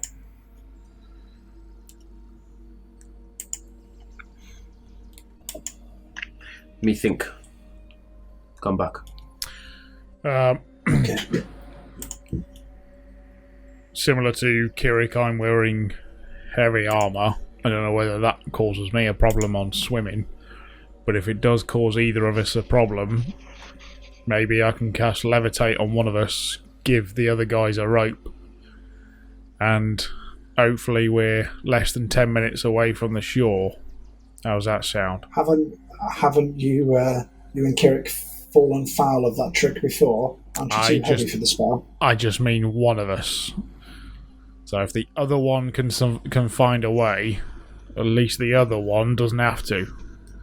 If we can go in a dinghy, one of us goes in dinghy, the other one pulls the other one along. How deep's the water here? Do we know?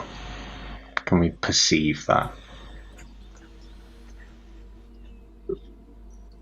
So you're not massively far from the shore itself. It's probably I would say it's probably going to be like a 10-minute swim. You can't see the bottom of the water from where you are, though. You can assume and obviously it's got to fit the ship in. So it's fairly deep at this point. Okay. I say we just swim. Okay.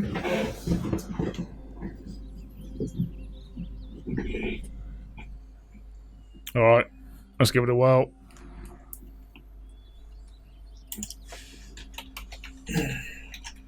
Okay. Just before we jump off, I will, however, cast Enhance ability on myself to give me advantage on strength checks, just in case. How convenient. Me. Hey, I can bring you guys back. I can't bring myself back. So you see as Bothrid then just jumps over the side, and as he jumps over the side you can see him clench his fist, his eyes turn tight, and then just as a dolphin then just splashes into the water. Nice. See you later then, Bothrid. I will take out some of my pack, like my bedroll and stuff, to kind of use as a flotation device, and then just jump into the water after Bothrid.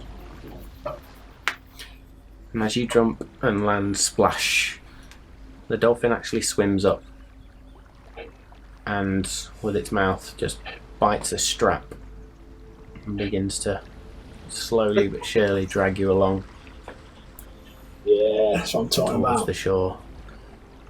And it gets to the point where the dolphin can't go any further in its current form. Bothrid in dolphin form can't go any further, but you can then begin to sort of half swim, half wade your way back up and onto the shore itself. Cool. The dolphin then turns and sort of begins to swim, bouncing over the waves, back towards the ship, where Dargon and Kirik have decisions to make. I'll go next. Oh, yours, Do mate. the same thing as Ander did. As you jump, there is a big splash. As you do have to battle a little bit to keep yourself afloat with your armour on. So I'm going to say I need an athletics check, please.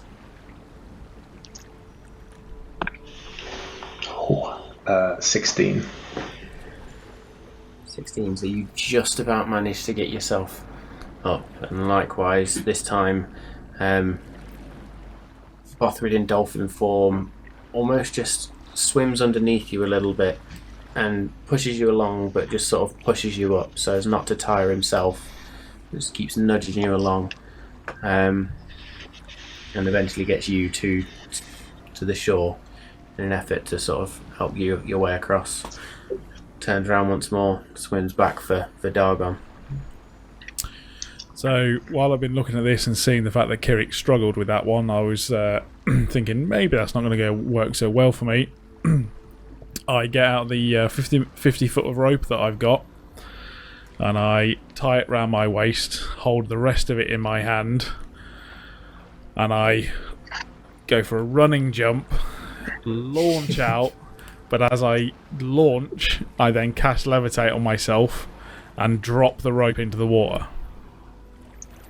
Okay. And I really hope that Dolphin Bothrid gets what the fuck I'm doing. It's not pulling off, so he's still got his intelligence and stuff, remember? Yeah, but it's Bothrid, so...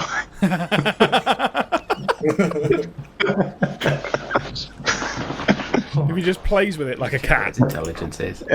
He's just thinking, What's he diamond on? balloon. Yeah, Bothrid's intelligence. full on Goliath balloon. What is Bothrid's intelligence?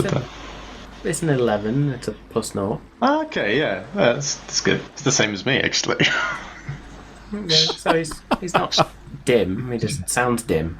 So Bothrid in dolphin form sort of swims across, grabs the rope in his teeth and just begins to sort of swim, and as you're levitating with the pull on the rope, you find yourself sort of being, every time Bothrid goes under, it just pulls you down and then pulls you down a bit further, and eventually you're pretty much just being dragged, even though you're levitating in the water, as your lower half just sort of, you sort of have to lie down a little bit, just being dragged through the water, but you two eventually get to the shoreline, and sort of Bothrid lets go of the rope, swims a bit further out, back into Bothrid form, and then wades his way up, sort of shakes himself off. Ooh.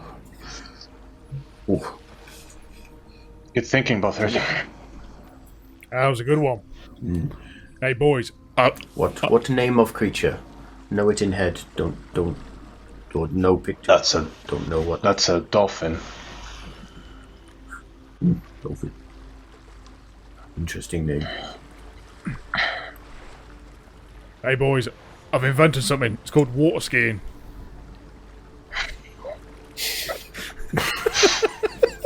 Is that one of the words that Ander taught you in Thieves' Cant? Is it? Sounds oddly similar. I ain't got a fucking clue what he's on about, Kieran. I'm sorry, no. No. It must be a Goliath. I just drive myself Must be off giant. Must be... yeah, I just walk off. Cool.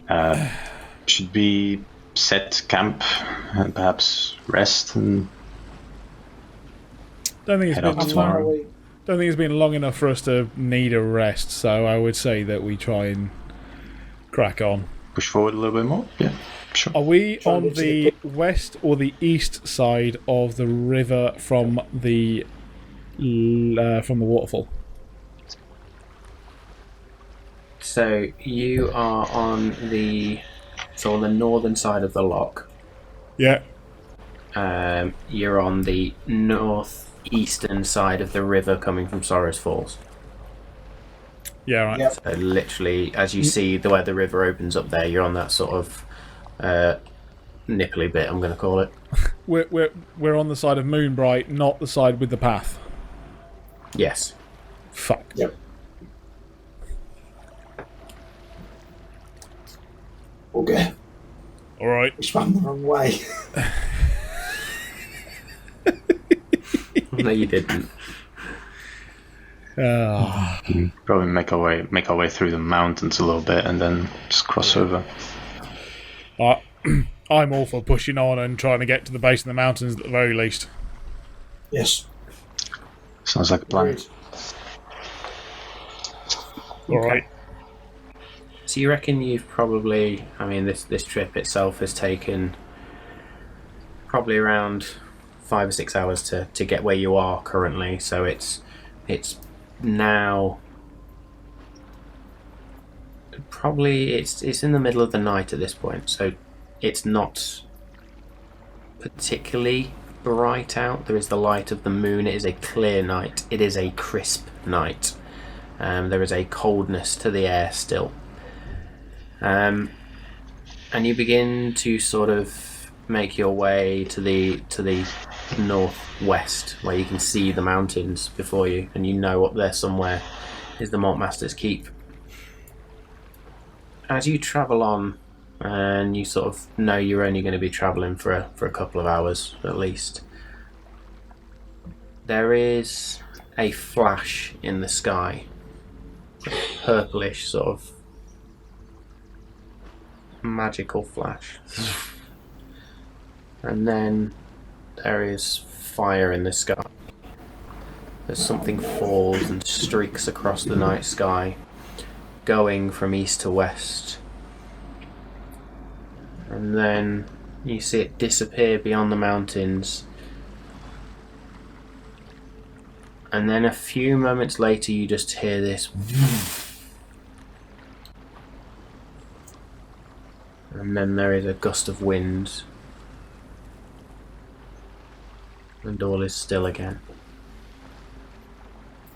What the hell was that?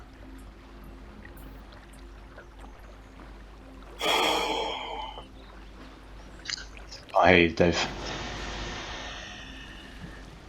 Have I ever seen that before? Make me an investigation check. Do I recognise the type? Nature check. Do I recognise the type of? Do I recognise the type of magic or fire? I suppose the same thing as. Make me an Arcana check, please. Okay. 10. Arcana. No. Ooh, 22. Nice. So as you look up, the purplish flash is certainly reminiscent. You get the feeling that maybe you've just witnessed another wild magic event inside Nylon itself, this time in the sky. Okay. Strange. This seems to be the same type of magic that brought me here.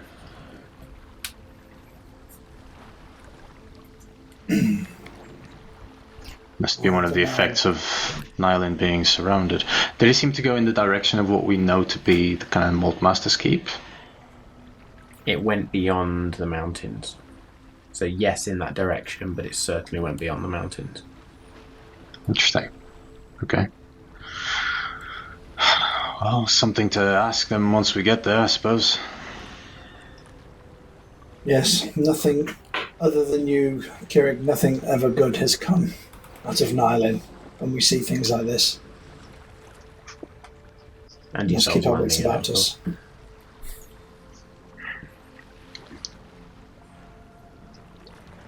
Cool. So you push press forward, and you press on to the northwest for a couple of hours, and eventually you sort of start to come to the foothills of the mountains, and the ground a little bit steeper, a little bit rocky in places. You find a small copse of trees and rest there momentarily to discuss.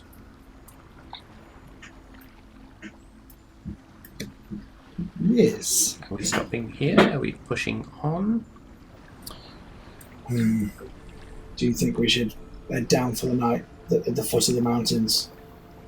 Where we'll be sheltered. Might be from too- the bad weather?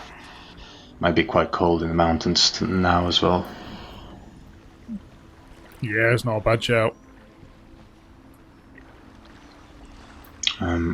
I will start setting up camp if that's what we are doing. Yes, I think that's a wise choice. It's late. We can then go to the Malt Masters with fresh heads. Alfred does just sort of sit down and yes, best. I'm happy to take first watch as well. It'd be good to get a campfire going if we think it's safe, because I'm still a little bit damp, to be honest. This cloak does not dry quickly. Absolutely.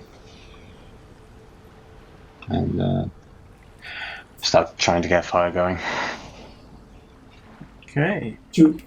Is there anywhere to see if it's safe enough to start a fire? Is there any So you tracks or anything, or sort of where you've stopped? There's clumps of trees, and there's one that's sheltered enough that you'll be able to sort of hide or so in there, or at least camp relatively safely, knowing that you've got the watch to be able to do so. And as you set up camp, fire gets started. A little bit of smoke wafts up through the trees, but for now all is still, all is silent.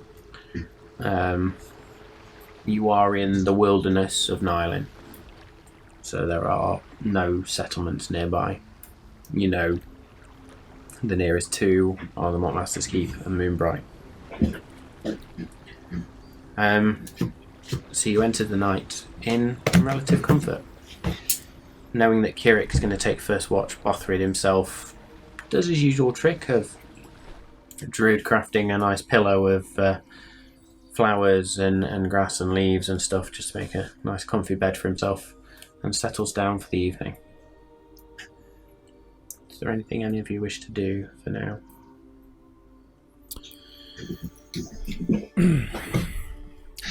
Ready for my watch.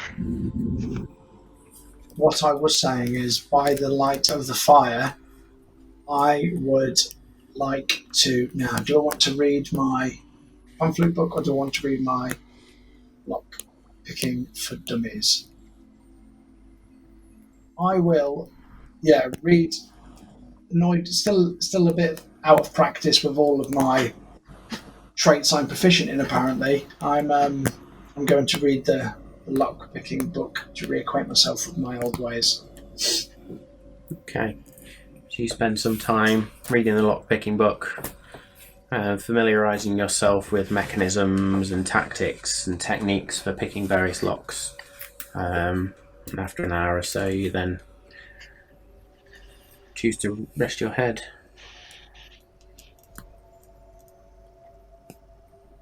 Dargon, doing anything?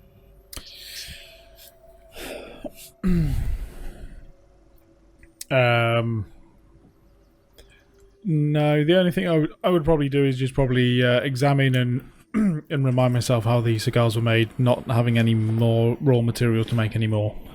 So I would probably just just try and think the next time we're somewhere I'll get some more. Cool, so you do just spend probably 20-30 minutes just examining them, maybe not even that long. Going through your mind again the lessons that were taught to you by the herbalist. And then you two bed down. And that's where we'll leave it for this evening. So not a cliffhanger this week, just a nice, gentle rest. Nice bedtime. That means we're going to wake up to something horrendous tomorrow. You don't trust your DM, do you? So with that, thank you very much to our lovely viewers. Thanks to my amazing players for just literally taking the initiative of the RP tonight. It's been a nice one for me as a DM. Not too much to focus on, to be honest. As always, a thank you to our tools and the different organisations that we use to make this game possible. So Incarnate for all the maps that you've seen tonight. Ben Sounds, Tabletop Audio. Don't forget to check out our Twitch stream. We will be posting out our broadcasting schedule, so check that out on Instagram and Twitter. And also, don't forget to go grab yourself some discounted goodies from Battle Bards. And remember, you just need to register at Battle Bards and put in the code Malt and Magic, all lowercase, all one word. With that, I have been your Dungeon Master for the evening, Matt Isbell. Good night, and see you next week.